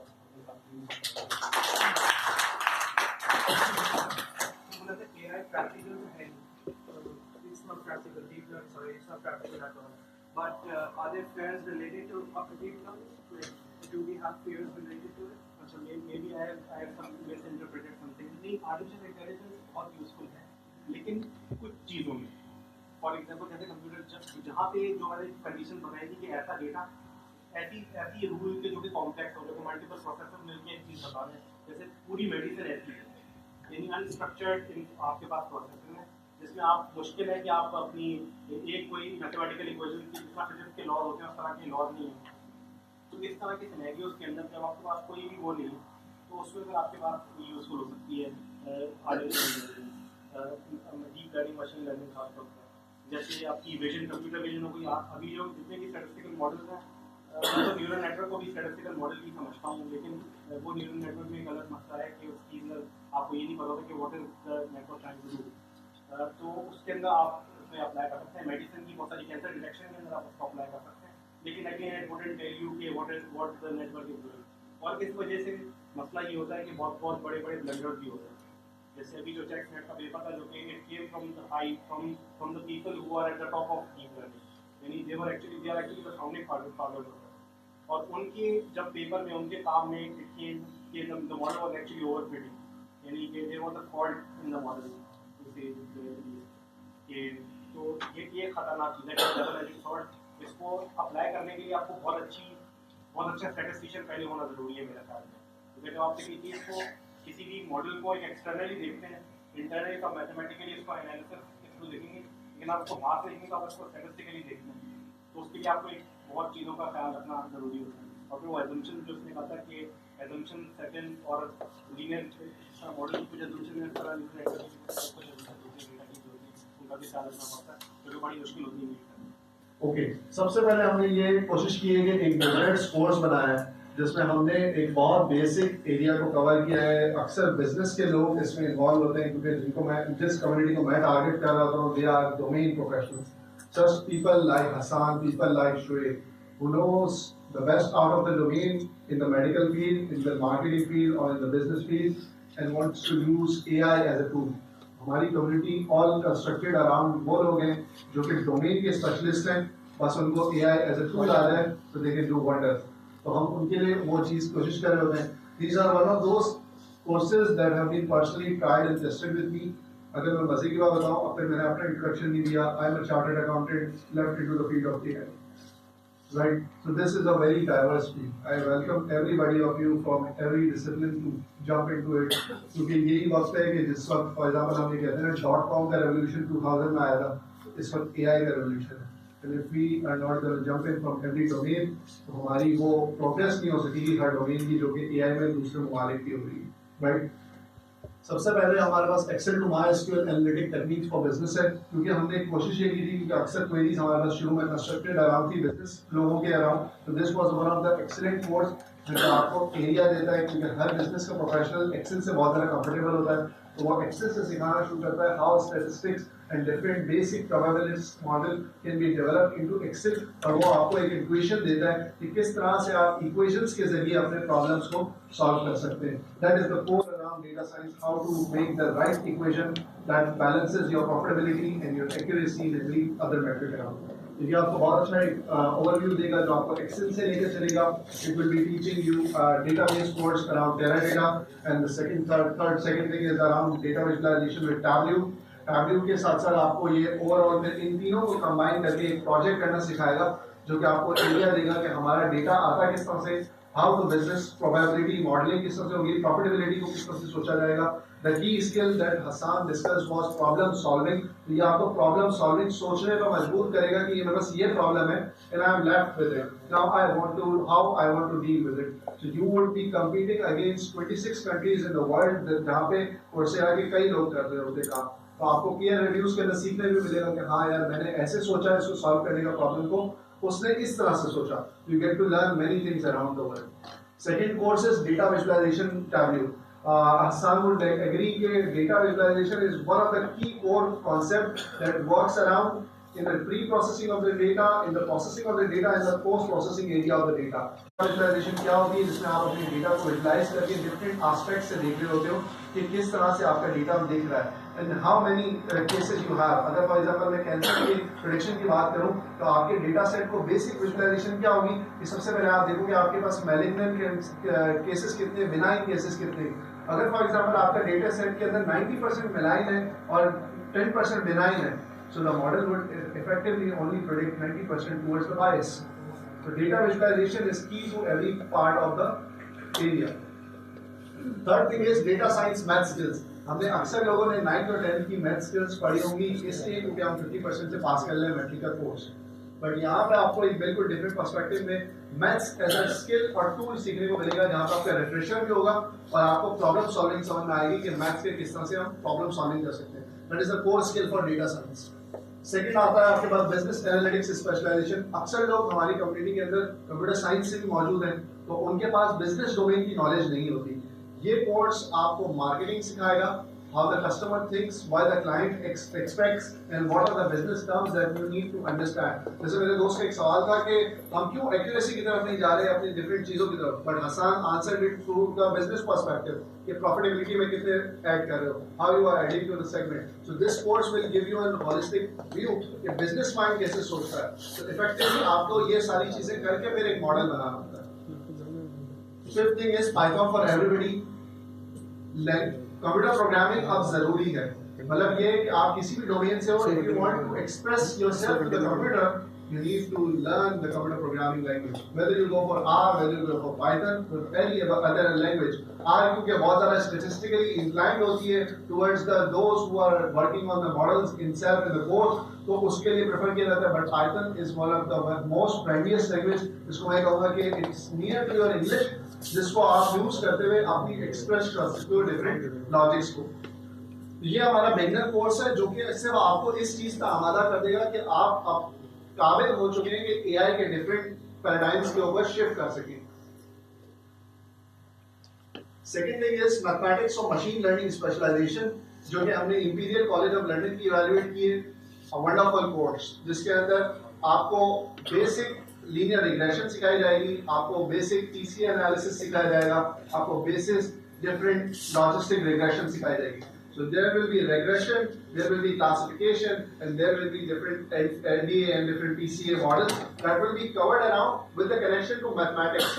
किस तरह से मैथमेटिक्स और स्टैटिस्टिक्स इन बड़े बड़े मॉडल्स की फाउंडेशंस को बनाती है, ये कोर्स उस चीज को कवर करेगा। तो you will get an intuition how optimisation works. इससे पहले मैंने पर्सनली बीइंग चार्टर्ड अकाउंटेंट मैंने कैलकुलस नहीं पढ़ा था इतना एक्सटेंसिवली, बट जब मैंने इस कोर्स से पढ़ा और फिर मशीन लर्निंग के जरिए सीखा तो वो पर्सपेक्टिव ही बदल गया कि हाउ ऑप्टिमाइजेशन वर्क्स। तो ये चीजें सीखना जरूरी है। आई वुड रिकमेंड कि टेंसरफ्लो पे जाने से पहले आप ये सब चीजों को समझें, because these are the basics to it, right. Another specialization is from the NDU himself for machine learning, Stanford University, a very comprehensive course that teaches you. अब जब आप ये सब चीजें करके फिर स्टैनफोर्ड के कोर्स में जाएंगे आपको चीजें समझ में आनी शुरू होंगी कि हमने जो इतनी सारी चीजें पढ़ी हैं ये किस तरह से चीजें इम्प्लीमेंट होती हैं। Third thing is around machine learning specialization, University of Washington. It teaches around you कि किस तरह से बेसिक आपके पास क्लासिफिकेशंस होती हैं, किस तरह से आपके पास रिग्रेशंस होती हैं, किस तरह से आपके पास रिकमेंडेशन सिस्टम्स चलते हैं। तो एक आर्टिफिशियल इंटेलिजेंस के अंदर अगर हम डिफरेंट पैराडाइम्स की बात करें जहाँ पे रिग्रेशन आता है, क्लासिफिकेशन आता है, पीसीए आता है, रिकमेंडेशन सिस्टम्स आता है, ये उन चीज़ों को एक्सटेंसिवली काफ़ी हद तक टच करते हुए आपको एक आइडिया देगा। Again at a basic level आपको आइडिया देगा कि आप किस तरह से इन चीज़ों को अपनी प्रोडक्ट में इस्तेमाल कर सकते हैं। The next coming into the intermediate part is deep learning for business. अब यहाँ से वो एरिया स्टार्ट होता है जिसकी हाइप यहाँ से स्टार्ट होनी थी, जो कि पहले दिन से स्टार्ट हो जाती है कि हमने पहले दिन ही टेंसरफ्लो इंस्टॉल किया और डीप लर्निंग स्टार्ट कर दी. यहाँ से हाइप स्टार्ट होती है deep learning for business. One of the wonderful course जिसके अंदर आपको बिजनेस को मैप करना है डीप लर्निंग से. डीप लर्निंग की हाइप जो क्रिएट होती है वो होती है ओवरफिटिंग इन एवरीथिंग अराउंड, क्योंकि इसके प्रॉब्लम्स ये हैं. तो किस तरह से आप बिजनेस की कैपेबिलिटीज और बिजनेस की रिक्वायरमेंट्स उनको मैप कर सकते हो डीप लर्निंग से, how to balance it around. ये कोर्स आपको बहुत अच्छी तरीके से सिखाएगा. अगेन इसके बाद एडवांस मशीन लर्निंग स्पेशलाइजेशन आती है जो कि आपको पिछला सारा रिफ्रेशर कराएगी और एंड में सिर्फ आपको न्यूरल नेटवर्क्स का टच देगी. जो चीज आपने डीप लर्निंग फॉर बिजनेस में सिर्फ बिजनेस एस्पेक्ट से पढ़ी होगी कि डीप लर्निंग बिजनेस एस्पेक्ट से किस तरह से वायबल है किस तरह से नहीं है, यहाँ पे न्यूरल नेटवर्क्स के अंदर आपको आके बताएगी कि डीप लर्निंग एक्चुअली काम कैसे कर सकती है. And then comes the last advance course जहाँ पे हम कहते हैं deep learning specialisation, one of the most renowned course जिसको हम कहते हैं, जिसके अंदर different LSTMs, RNNs, different convolution structures हैं जिनको एक्सप्लेन कर रहा था. One of the wonderful course, but I suggest to take it at the last. First understand this paradigm and then jump into it. So I wanted to just thank you everybody enough to be with us again. अभी हम क्योंकि हम चाहेंगे कि हमारे जितने भी speakers हैं जिन्होंने हमें पार्टिसिपेट किया, अपनी नॉलेज को इम्पार्ट किया, अपने वक्त में से टाइम निकाला, तो we would like to appreciate please. तो please have a round of applause from them. And last but not least, I would like to call Mr. Mohammad Raza on the stage to receive his token of appreciation. Secondly, मैं आपको बुलाना चाहूँगा Mohammad Ali Shoaib please stage पे join करें. अली शोएब जो है वो इनकी मज़े की बात बताऊँ कि हम शुरू से सपोर्ट करते आ रहे हैं. So when we started this community, he was the first speaker and one of the again returning speakers. Last but not the least, Hassan Khalid. He is the brother of Numan Khalid, one of the most renowned person in Karachi for data science. So I guess his voice is very resemblant to it. To stay in touch with us, we arrange quarterly events. Every quarter, we will be back in March 2019 with another interesting subject. अगर आप चाहते हैं कि इस event को influence करें तो हमारे ग्रुप को ज्वाइन करें और नेक्स्ट टाइम जो भी हमारा टॉपिक होगा हम उसके लिए कंप्लीट वोटिंग करते हैं. तो अपनी यूनिवर्सिटी अगर आपने बुलाना हो तो आप हमें इनवाइट कर सकते हैं. If you want to feature with us, share your knowledge, come as a speaker. If you want to attend March 2019 में इंशाल्लाह हम रिवर्ट बैक होंगे. ये हमारे कुछ क्रेडेंशियल्स हैं जिसको आप यूज़ कर सकते हैं फेसबुक और फेसबुक ग्रुप्स पे कनेक्ट होने के लिए, कम्युनिटी का पार्ट बनने के लिए और इस करिकुलम को एक्सेस करने के लिए. And this last but not the least, this is a special link for all of you जो कि हमने अपने हिस्से में स्ट्रगल की हुई है कि AI का कंटेंट एक जगह पे नहीं मिल रहा था. So what we did is कि हमने यहाँ पे सारी बुक्स, सारे ट्यूटोरियल्स, सारे resources, I know Hassan is giving a light, तुमने वो जो है ना उसकी बुक चुरा ली है, but I definitely do give the credit to the those writers who have shared their knowledge. तो हमने यहाँ पे different books हैं जो कि आपको generally मल्टीपल जगह से स्क्रैप करके लेनी पड़ती हैं. हमने कोशिश की है कि हम आपके लिए स्क्रैप करके यहाँ पे रखते हैं. Right, so you can access this link and access those books and resources. Learn with us. Thank you so much for coming with us, and God bless you all. Thank you.